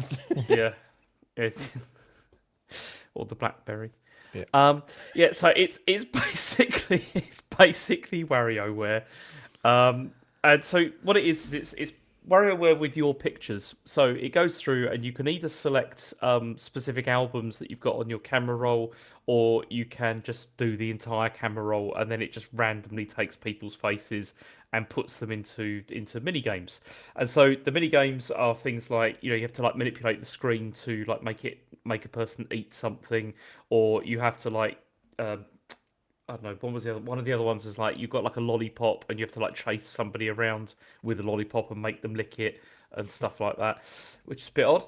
And I mean, the problem with this is it's really quite good, but the demo is nowhere near enough to like pique anyone's interest because you get about 3 games. Like you get about 3 or 4 games, I think it is, that it's like these. This is what Really? you can For play. £7? No. I'm talking about the free, like when you just download it, okay. because it's it's free to play, God. but there's nothing there. It's like about 3 or 4 games, but the trouble is that it's too expensive, I think, as being like an impulse buy because additional games come in packs, and like Volume 1 costs, I think it was like $7.99, and Volume 2 costs $5.99. I bought Volume 1, and because I was like, I want to see what this is like. Because I assume there's less content in Volume 2. Yeah, the next one's got like less content, but then it does also, once you've got both of them, it unlocks like a mix thing where you can like play all of the games. You can have all of them. So Volume 1, you only get like 50 games, and I think Volume 2 you get 30. So like for a total of about obviously of 80. And it uses the usual like sort of stage-based system that WarioWare had, where it's like it's basically like 10. I think it's up to about 20 mini games that you have to go through, and try to do it without failing. And if you get them all right without any mistakes, then you get like a little gold crown and stuff like that. And there's also a score attack mode that it adds to it, and it's really fun. It really is. I was sitting there when I was at what's it called? TwitchCon, and we were like in a queue, and like me and Asha were just like sharing it with each other, just like saying, "Yeah, let's have a go at this," and it's really good. It was really fun, but as I said, I just don't. I think this is going to sink without a trace because it's too expensive for people to just impulse buy it on mobile. Like people are not going to pay that, I don't think, and it's just a shame because if it was maybe like 2 or 3 quid like for each volume or something, I think maybe people would buy it, but it's too much. And I was surprised because I thought my family would be much more interested in it, and they don't care. I've been sending them videos, and they're just like, okay. They're not bothered. And I don't know. I just think it's fun. It's good. It's just, and it's nice to have another WarioWare. Like another one of those styles of games. Because one of the problems with that series that I felt is that, particularly like the Switch ones that came out, they kind of lost what was good about those games. Was like how immediate they were. Keep trying to sort of reinvent it. It's Yeah. like, no, don't. And do that. It's not necessary. And it's never really worked. And like I think it was the most recent one where it had like you were controlling characters on the screen, and it's like that's less good. Yeah. It's like it's good when it's like really immediate, and it's you like having to just like stab the screen for something or whatever. That was a lot more fun. Why do you think this wasn't branded as a WarioWare game and something itself? Because it's too much of a jump, or they wanted to emphasize the fact that it was based on your own pictures. Yeah, that's what it was. Yeah. And also WarioWare Picture Edition or WarioWare people will still see it as a WarioWare game and not this new thing that you could do wacky photos of yourself. And also, like the broader audience, like that they're probably going for here, doesn't even know what WarioWare is anyway, probably. So it's like it's much easier to just go for the photos and stuff. But it's good. It's fun, but it's just I don't think anyone's going to play it, which is a shame. But yeah. Give it a go. All right. Okay. Sean Bell. Hello. I've been playing. What have you been playing? Sorry. Just thought we were just having. Sorry, forgot how conversations work. You're right. What do you want? I'd love to know what your final thoughts were just before I turn to you. Then that is classic. In a meeting, thinking about something else for a moment, and then someone saying your name. Energy. Nothing else from me, thanks. Yeah. I think just in my head, I was like, I'll say hello, and then he'll say something back. Where's the presentation? Talking, yeah. Have you got the report ready? I have been playing Mina the Hollower. This is the new game from Yacht Club, people who made Shovel Knight. And then a few Shovel Knight spin-offs, and then somehow ran out of money. Apparently they've been saying like, no, Mina the Hollow doesn't do well with Fox, which seems weird because Shovel Knight was a huge hit. But I guess eventually. That's sad. If you don't support us on Patreon, we will stop. Yeah, basically, nicked our shtick. So whereas Shovel Knight was like a side-on 2D platformer. This is more like a Zelda style. They've said they were aiming for a sort of Game Boy Color sort of aesthetic. Obviously, it's it's widescreen, but it's very big chunky pixels, limited color palette, etc., etc. And it's you're this little mouse called Mina, and you're on this big island where once upon a time, 20 years ago, you apparently installed these energy generators all over this island, so made this island habitable. And for whatever reason, they've all turned off, and you've been asked to go and investigate, which basically translates to it's a sort of Zelda / Souls game where you've got these 5 areas, 5 dungeons where you go and you turn on these generators again. I'm only like 3 hours in, and I've done one of these. I've restored one of these generators. It's very, as far as I can tell, it is very open in that you do the sort of intro bit, do a boss, get to the sort of main town, and then from there you can, as far as I can tell, go unless I got very lucky and happened to go the right way first, you can go wherever you want from there. There has been capital D discourse about the difficulty of this game. It is on the default settings. It's quite hard, and it's got all the Souls things that you like or not. It's if you So you have like bones are your currency, right? That what you use to level up and stuff. The bones are your money. The bones are the money. So are the and worms. so are the Um, worms. and if you die, you drop them, Dave. And then if you die again without picking them up, you lose them. And then do and- they pull your hair up but not out? But not out. Yeah. All right, 'cause okay, if you good. pull them out, they turn to bones.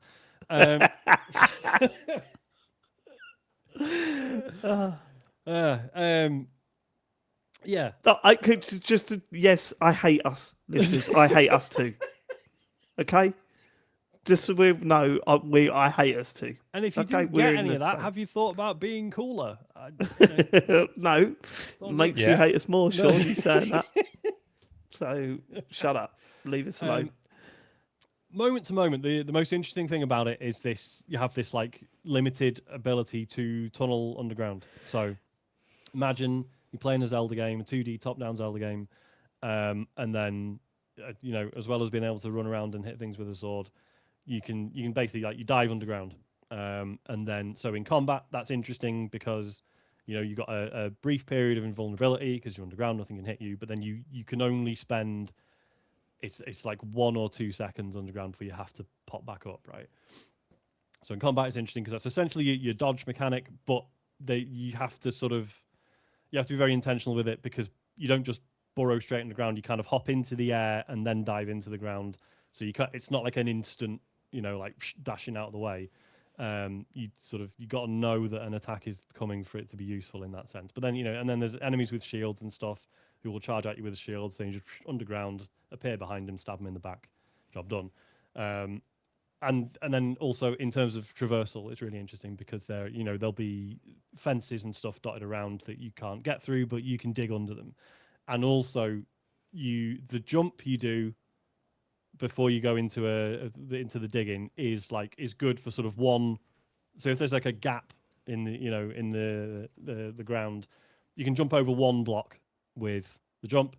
But then when you dig under and then pop out of the ground, that's like a slightly longer jump. So you end up with these really cool puzzle rooms where you're thinking right, because of the way the blocks are arranged and where the fences are and stuff, right, I need to be able to hop over this bit, dive under the ground, dig under this bit, pop out at this bit so I can hop over this hole here, take out this enemy. Do you know what I mean? You sort of planning it out in your head and sort of figuring it out. Really enjoyable. It's such an interesting mechanic for to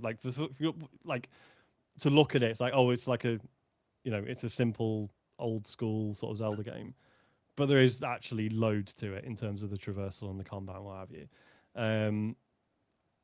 So in terms of the difficulty stuff, what is really interesting is there are options, loads of them. Before you start the game, it's here's the modifier list if you're interested. There are so many that you can filter them by certain categories. So it's do you want to just see the ones that make it easier, just the ones that make it harder, just the ones that don't? So it's got similar to James Bond, weirdly, it's got in-game achievements I think they're called feats. So you just want to see the ones that won't stop you from unlocking feats. So that's the trade-off, right? Is you can enable assist mode, which is right, this will enable these sort of 5 or 6 modifiers, but that will then prevent you from unlocking feats, which feels a bit like they're going, you're not playing it properly, right? Right. But I don't care personally. What I found interesting is that assist mode essentially turns off the Dark Souls type stuff, and for me has made it a cool Zelda game. Oh, cool. Okay, so you're playing that way. Because that's the bit that's been putting me off the most. That sounds Same here. Yes. cool. When was the last time you loaded up a new game and you lost your stuff on dying and went, oh, good? I'm no interest in that mechanic being in other games, and yet they seem to keep doing it. So yeah, I'm delighted that you can just turn that shit off. And the combat is still no joke. It's tricky and you have to be careful. It has this interesting healing mechanic where so you have 3 healing vials, but the amount that they heal you by is determined by how many hits you've landed on enemies. So as your health reduces, you have a red bar, and the red bar gets shorter and shorter. But then as you hit enemies, there'll be a yellow portion of the bar, and that's the amount that the healing vial will heal you by.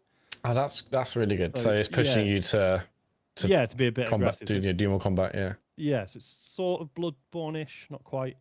But yeah, so like if you're just getting hit repeatedly and you're not engaging in the combat, you can't heal yourself. Like you have to land some hits. So even with the assist stuff on, I found it still pretty tricky. It's very cool what you do when you reach one of these. So these generators that you're trying to restore, they're all like these massive towers, like big lighthouses. And the way you restore them is you basically have to like climb the tower. So you have a rope and you're like pulling yourself up the rope. But then there's enemies and traps all like around the tower. And it's like there was an old game, was it Nebulous, where you were like a little frog thing? And it was all 2D, because I'm talking like 8-bit era. Yeah. And as you moved around the tower was sort of rotating, and it was the sprite. Nebulous. I think that really Was it rings a bell. Nebulous? Yeah, hold on. So it's kind of like that, but at 1,000 miles an hour, you're like just flying around, and you have to like hit all these points to turn this generator back on, and then you get to the top, and it feels fucking great. So yeah, looking forward to doing more of those. Yeah, I've been really loving it. I will say, like, as listeners are probably aware, the reviews for this have been through the roof. Yeah. I don't know if I'm seeing like the 9 or the 10 yet, but I think there's way more to this than it's currently letting on. The fact that there is, there's this entire town in the center, and there's clearly loads of stuff I can't get to yet. So I don't know what I'm going to unlock in terms of like, well, maybe it's a case of unlocking new abilities and stuff. Maybe it's just a case of learning how the game works. I don't know. But there's clearly a lot there that I just can't reach yet. So I'm really intrigued to see where it goes. Which opening weapons have you gone for? Do you get to choose from 3, don't you? Yes, you do, yeah. So canonically, I think she uses, it's like a morning star, so it's like a ball on a chain. There's also like a big hammer, and then I went for these like dual daggers, which have been fine. My only issue with them is, you know how in like every Zelda game, the attack is like an arc, right? You like swipes it sideways, whereas this is just like a forwards stab. So the amount of times I've like whiffed, like trying to hit an enemy is a bit annoying. But maybe I just need to stop being shite at it. So, yes, it was Nebulous, by the way. It was Nebulous. Cool. Yeah. So yeah, really enjoying that so far. More on that next week. Yeah, I really want to play. I love the old school Zeldas, but yeah, just again, I keep buying games and not playing enough of them. But once Bond's done, and then other ones. You But, you it looks really so love good. the old school Zeldas, Matt. Have you got no interest in that? What's that little pixel event? What was it called? What was the game of the spaceship? Something Adventures. Mini Shoot Adventures. Mini Shoot Adventures. Yeah. I've never tried it. I know everyone's raving about it, but I just didn't go to it. Very, very good too. Very Yeah, yep. This game else? is excellent. Sure. One more. Into the Slimy Mines. So this is one, full disclosure. I've played this because friend of the show, Cami Toman, is in it. Oh, really? Yeah. So years ago. So 2 out of 10. For those who aren't aware, Cami Toman is Scottish. And Mate, if you know Cami Toman he will not shut up about it. I can't remember. I think he's like just played a game that, because you know how it seems to be this unwritten rule that every dwarf in a video game has to be Scottish. Scottish, yeah. But usually they don't bother to get someone Scottish to do the voice. Yes. And I think he'd just been pissed off about an obviously fake Scottish accent in a game. So he did this video on, I think this is back in the Twitter days.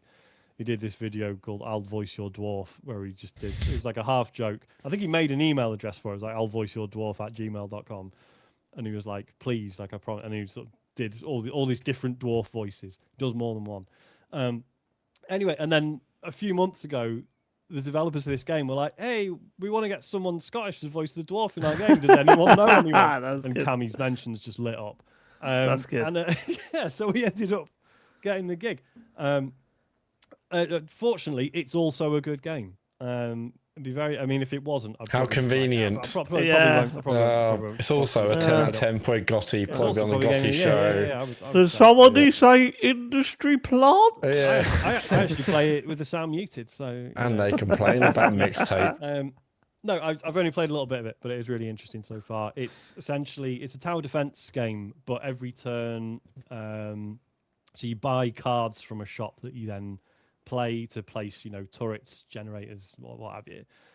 But you also use those cards to like dig tunnels, right? You dig through the mines, so you're trying to find spots where you're going to get more resources. So you get money after every round, which you can spend on more stuff. And from what I can see, there's usually like a point on the map you're trying to reach, at which point a boss will come out and then you fight it. So you got to make sure you're prepared for it. So yeah, it's essentially like a tower defense game, but where you're building the tracks that the enemies are going to come at you from, and you can see, the sort of doors that the enemies are going to come out of, and then so you're sort of planning ahead, trying placing turrets and stuff. So yeah, really enjoying it so far, and also my good friend does a fantastic job of the voice. Oh, does he? So yeah, he does actually. Convenient. Up yours. I'm looking forward to that. I'll voice your sort of London-based hooligan. Normal man. Yes. Oh, Do that when I is I'll voice your hopefully thug.com. Get it? hopefully the getaway comes back and I'll play all of them. In the getaways. Getaway, I still remind my brother about how he bought the Getaway on PS2 because he was thinking of being a cabbie and he thought that would help him learn the Give knowledge, the knowledge, yeah. even though it was a very, very truncated version of London. And I used to watch over and he was just driving around, stopping at traffic lights and everything. Right. Is that it for what we've been playing? I believe it is. We can't put off questions again, so let's do a few. God, yeah, we hit the 2-hour mark again without doing Before we go. Yeah. How about I just delete some of them? Okay. We have Who in a got tin lot. says, question for you. I've recently been playing Tony Hawk 3 and 4 remastered on the PS5, and although the analog stick works, I prefer the traditional D-pad. Are there any games where you prefer the D-pad option, and do you have any tips to prevent the D-pad blisters? Many thanks, Poo in a Tin. Also, I've seen you people on Discord saying that my name is funny. Try telling that to Mrs. Poo in a Tin at the live event. We That's will. interesting because that means Poo in a Tin is the surname. So does Poo in a Tin is he like Ian Poo in a Tin? Yeah, I Or, assume so. Yeah. No, yeah, there are tons of games where I prefer the D-pad. Definitely, Yeah. especially like 2D like platformers and stuff like that. Oh, And yeah. anything where it's only 4 or 8 way movement to begin with, then Yeah. D-pad all the way. Yeah, could you imagine playing Mario Wonder or whatever with the fucking arcade stick, Matt? Yeah, or like Nothing Super wrong with Metroid. Yeah. I've started using D-pad more, but I just generally went to that, yeah. Okay. Well, Why? I played Okay. Yeah. Oh, there's no point in dissing you about it, is there? So what's the point? Matt is a 3D gamer. Right? What does that mean? I don't know.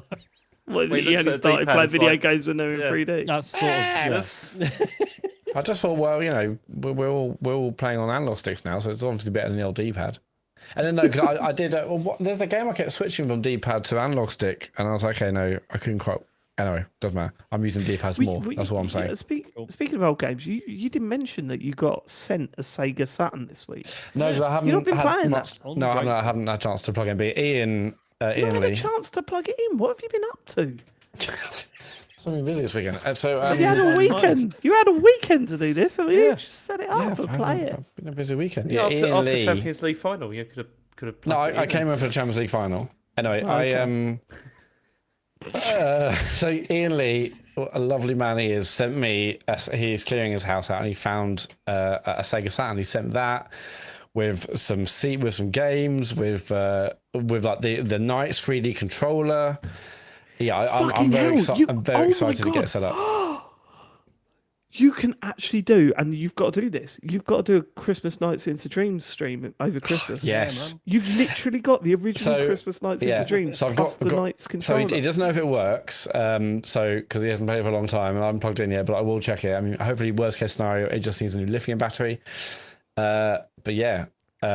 I'm very excited. It did looks make me laugh gorgeous. though, because we posted that picture of, or you posted that picture of the Saturn controller, and Sean went, "Oh, look at the state of that," and I was like, "Look at the Dreamcast one. It's so similar." No, but the Dreamcast one wasn't good either. It's like Right, no okay, one's good. disputing that. Fine, okay. It's a gorgeous pad. There was part of me that thought that you guys were like, but that was a masterpiece. And then looking up the Dreamcast pad reminded me that the fucking cable was at the bottom. It was And very when I stupid. moaned about it to my mate, he went, "No, you could sort of wrap it around and you could sort of force Yeah, it they- into this little there was like a plastic little clip clip. at the back." Yeah, I find that fascinating though, because I can see why they thought it was a good idea. Because you hold the controller, sort of upright, and the cable comes out the top and then immediately drops down. So put it at the bottom. But yeah, somehow in reality it's just weird and annoying. Yeah, and they wouldn't have, if they genuinely believed that, they wouldn't have put a little clip at the top so you could wrap it up behind it as well. Sorry, Matt. But yeah, no, so I haven't played it yet. Thank you, Ian, and I'm excited to. Hopefully it works, and if it doesn't, we'll maybe find a way to get it to work. But yeah, it's got like it's the way slightly off. It's the one with like the different color, kind of like almost like purple buttons and stuff. It looks gorgeous. It's the same color console as that cool pad I mentioned about a million times. With the various, I'm very happy that I've got it, and hopefully it works. I've got a Japanese version of Biohazard, so Resi 1. Nice. A bit of Sega Rally as well. I've never had the blister on the thumb thing from a D-pad. I've never had a problem with that. No, me neither. I only got it from playing Street Fighter 2 on the Genesis. Sorry, the Okay. Mega Drive. What the hell is wrong with me? Yeah, on the Mega Hanging Drive. out at Twitch.com with the Yanks again. Yeah. What was the one that the D-pad recently that was just way too sharp? We were talking about it recently, James. That was the Mega Drive pad I was talking about. Yeah, I know, but there couple of weeks was ago. one, maybe it was that one then. Yeah, that it was just It was fucking really way sharp. too fucking sharp. Yeah. Yeah. All right. Next question comes from Eskil Wendell. He says, "Dear Earth, Wind, Fire and Air. I watched Bake Off with my mum today, and the theme was school bakes, including 2 cakes, flapjacks and school cake. People were apparently served at school. I don't want to resurrect Brownie Discord chat, but why did you get cake at school? We got milk, coarse bread and spreads. Cake outside of a birthday party is just very strange to us. Please tell us what kind of sweets you got at school. Please Yeah, I bake for never 40 got minutes cake. at 175 degrees, Eskil." Yeah, we never got No. cake. Never got We did. cake. Did you? It was awful. It was just a bit of I think it was like a sponge, and they just chucked some custard on it. Yeah, it's like spotted dick. That's one. Rice pudding, another. Yeah, But I never I've had had that. lunches, Did you have packed lunch? What was the weirdest thing you had in your packed lunch? Because I had 2 things that people looked at and went, "What the fuck is that?" Did you have any of that in your packed lunch? I can't. I mean, no, just had like sandwich. I mean, it's a long time now, but I assume sandwiches, crisps, a little bit of cheese. I ate a lot of Number one. penguins. Poppadom. From last night's curry, I would have okay. a poppadom That's in there. And resourceful. people Big go, you- Fine with that. "Why have you got a massive crisp?" And it was all Yeah, chewy. because Massive it was lunchbox. Yeah. No, Chutney they used everywhere. to break it up. Number 2, malt loaf. You Oh, know, mate. so I had that sorry. as well. Saurine, yeah, we never got into Saurine when I was young. Matt, Isaac has recently got into saurine, which is a problem because I want to eat all of the saurine. yeah, I know, yeah, it's I've not had good, it is it? since, obviously, but it wasn't a thing when I was. I mean, Matt, you would absolutely love Soaring because it gave you an excuse to put like a 2-inch thick layer Yeah, of butter no, on I've top had of it since, and I've done exactly that. Yeah. It's only bearable if you do that. Like you Yeah, need to I know, put a yeah, lot yeah. of butter on it. You need to put otherwise- so much batter on it. And it's just... But the thing is, Love too it. much butter. Like usually you'd be like, "Oh no, actually that's too much butter." Not on that. It's like no, just More the dip it better. in it. Keep going. Yeah. Always Get that makes me little laugh pack one- on it. that the packaging's like a good source of fiber, and you sort of think, feel like there's probably a lot of other things you're not telling me. About one What else are you hiding? What was it? But the thing that always made me laugh about Soaring is that you'd have you'd cut it yourself, and it would be like this big block of malt loaf, and then by the time you sliced it off, the It's bit was tiny. tiny. Squishes down, yeah. It's like, how's it just squishes down? You need a really good knife to not. Yeah. not Talk do about misunderstanding things that are healthy. I was cracking up the other day. I had we had my brother-in-law and his and my sister and their 2 kids over recently, and Joe went, "Go and buy some sweets for the kids for when they come over." I was like, "Fine." So I bought shades, right? You know Nico shades? I don't know if I do. You've not seen That's a these things? YouTuber's sweets, isn't it? Yeah. Yeah. Go and get a pack of Nico shades, right? Because we were at like a Millwall match a year and a half ago, and Harry went, "Oh, do you want one of these?" And he had these Nico shades, and I was like, "No, I don't really do sweets, mate. They're not, there's not enough E numbers in them anymore for my taste. Give me those E numbers." He went, "No, these are really nice. Try one." And I went, "They won't be, mate." And I put one in my mouth. I was like, "These are fucking incredible. I need to I need to be kept away from them." Right. So whenever Joe goes get some sweets for the kids, I always get some Nico shades so I can nick some of them. Right. But my brother-in-law come over and just went, "Oh, we've been getting them for our kids all the time now because they're really healthy for them." And I went, "No." No. He went, "Yeah, they're healthy for kids, those things." I went, "They're not. They're really unhealthy for kids." And he went, "No, look at the packet." And I turn it around, it's like those bright red marks along the whole bottom of the thing. I've always, a goal in my life is to find something that's all reds. Like, is there anything that you can get where every one of those boxes is red? Yeah, I think the Nico Nico shades are close to that. And he turned around, he went, "No, give me the packet." He went, "See, vegan." I went, "That doesn't mean they're healthy, Oh mate." my God. He went, and he read the ingredients, right? Just went, I've been actually letting them smash these." That's like a sitcom sketch. Yeah. Vegan. Just because he had vegan on them. It's like when you get kids, sweets that are like made with real fruit juice. And it's like that's not the point. Yeah, and the sugar. Yeah, like, Yeah, made with real fruit juice extract. That's one. I don't want to ruin it, but that's one of my favourite things Ian Lee does when he does the phone-in show. Is when he goes, "I won the hearts of the nation on Celebrity Big Brother." It makes it laugh every time. Right? Are your kids' schools weird about what goes in their lunchbox? Because we're not supposed to give Isaac like any chocolate or biscuits or anything, which I think is pretty draconian. Yeah, we're not allowed to give them anything but water in their bottles. Yeah. But then Joe's just bought a completely black bottle that you can't see into. It gives him apple Bit of squash. whiskey in there. Yeah. No, it's just surely Monster. She puts it in a Surely brown white paper Monsters. bag. But yeah, we're only allowed water. But no, I think they're allowed like Kit Kats and stuff. Okay. They're allowed that. Yeah, I don't think they'd ever stop a child from eating their lunch, but yeah, they do say like, "Right, remember, you're not really supposed to put any chocolate in the." Well, when I was a kid, that was the Poppadom thing. I wasn't allowed crisps in my lunchbox. Oh, so you found the dinner lady. The dinner lady was went, one massive crisp, actually. "You're not allowed crisps." So I went, "It's a Poppadom," and she was like, "What's that?" And I was like, "Soon you will know." It's not crisps, it's crisp. One big crisp. It's a massive crisp. Yeah. Right, okay. Should we do one more? Yeah. Kurt Lewin says, "Hi chaps, the situation has occurred whereby Xbox has been on the blower to TCGS asking them to put a car into Forza Horizon 6 as free DLC. It'll be a concept car designed by you all. What features would the car have? What type of car? Hatchback, estate, supercar, etc. Most importantly, though, only one man is on naming duties, and that is James. And in tradition, I want him to come up with a name for the manufacturer and model name this second without giving him time to think. Cheers, James." Go. Manufacturer. TCGS Mobile. That's the manufacturer. Gargle. Model number. ZX75. Nice. Okay. That's works, the two actually. coolest letters. So Yeah. that's good stuff. Phew, okay, good. Okay. A steering wheel that sort of flies I was off. fucking... I got there first, you motherfucker. I got there first, baby. I like the fact that we can do whatever we want, and one of the options here is estate. Yeah, let's do a Volvo. You find that useful? What if you're a drummer? And you need to drive your drums around. Free horns installed in multiple spots on the dashboard so you can never lose track of it when you're mad. A musical horn that plays the famous La Cucaracha melody. 2 clear soundproof plexiglass domes.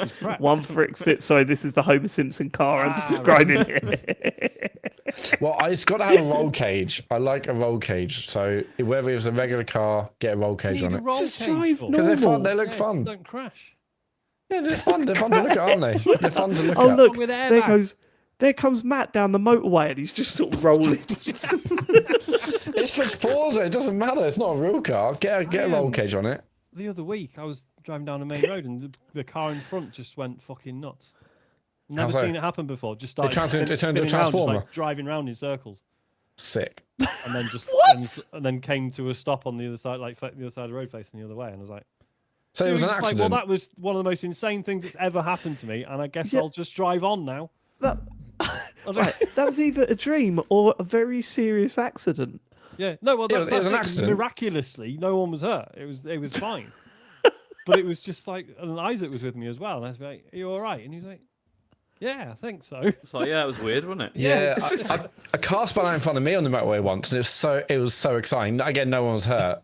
I don't know how it happened. Sake, Matt, you have to stop describing it as exciting. When No, because tragic things I mean, yeah, but we're driving the motorway. I don't know what happened to the car, but it basically, it spun a little bit like how Shaw mentioned it, and me and other cars kind of went in. Well, me and I assume I was behind me, went into like the hard shoulder to avoid the car, and it was just like facing us. I was like, that was amazing. And again, Ray Dragon no Claw. one was hurt. No one was hurt. I'm going to give you a job now for the show. You've been a big follower of the show for a long time. Can you keep a list of things that Matt finds exciting? Number 1, we've got a car crash on a motorway. Number 2, COVID-19. I just want a third one. 3, potentially meteor hitting planet Earth.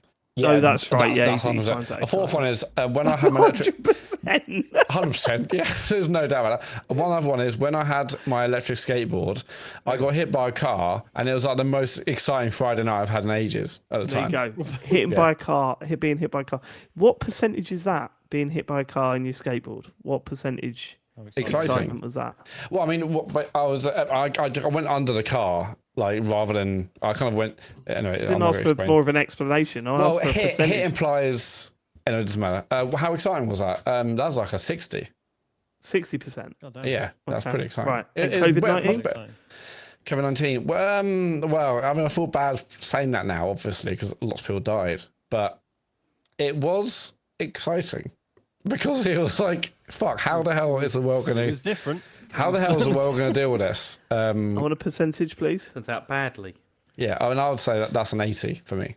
Okay, right, 80%. Car crash again. No one got hurt, so that's fine. That's a 90. That was just like, I had to like immediately turn and brake, and again, no one got hurt. What was the other one? Not sure what the other one. Meteor. The meteor, yeah. I think that's the biggest one. That is the bigger. You've already given that 100%. Yeah, that's 100%. Right. I mean, exciting. Maybe you know. I'm not saying necessarily good for everyone if a meteor hits, but Okay, Matt, I'm going to help you now. Socials. oh, what? I want to talk more about that. Okay, I've got Before we hours move on that. in case it sounds like I was being really callous. Someone Yeah. coming the way did pull over and check on the drop before I left, and just be like, "Oh, I'll see you later then." Although I was late for Isaac's dance class and did have to leave. Swings and roundabouts, isn't it? Yeah.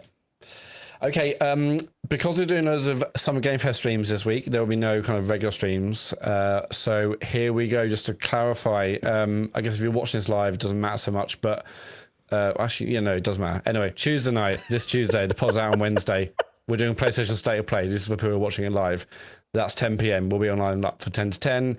Friday, Summer Game Fest starts properly in Day of Devs. We'll be online from 10 to 10. Sunday, from 10 to 6. Will be what's the matter, David? Cowboy time. Yeah, well, that's not a thing I say. I mean, I say your time, you say cowboy time. That's how we finish each other's, etc. Yeah, good. Xbox. That's Sunday at 10 to 6. and the PC Game Show straight after that, which is obviously the big one. Then we're on twitch.tv/TCGSCO. There'll be various, some of us, sometimes all of us, sometimes maybe just one of us, who knows, but we'll be streaming and talking over these things. Sometimes maybe good, sometimes maybe shit. Possibly. They're on twitch.tv/TCGSCO. If you have an Amazon account and a Twitch account, connect your account, you get something called Prime Gaming. You get a free subscription to give to any channel of your choice. Why not join us this week for all our PlayStation, State of Play, and other some Game Fest talk servers and give us your free subs. We really appreciate those that do. If you miss the streams live and want to watch the podcast and video, it's all on youtube.com/@TCGS. And the website is tcgs.co, where there's links to our amazing Discord community, our store if you want to get some TCGS merch, our Patreon if you want to support what we're doing, get exclusive podcasts, talk servers, or gaming streams. Our Strava club is linked on there as well. I think it's tcgs.co. Go over there. Thank you so much for living it. We will catch you next week and throughout the week on our Twitch channel. We hope you have a lovely week. Take care of yourselves. Goodbye, everybody. Goodbye. Goodbye. Goodbye. Goodbye.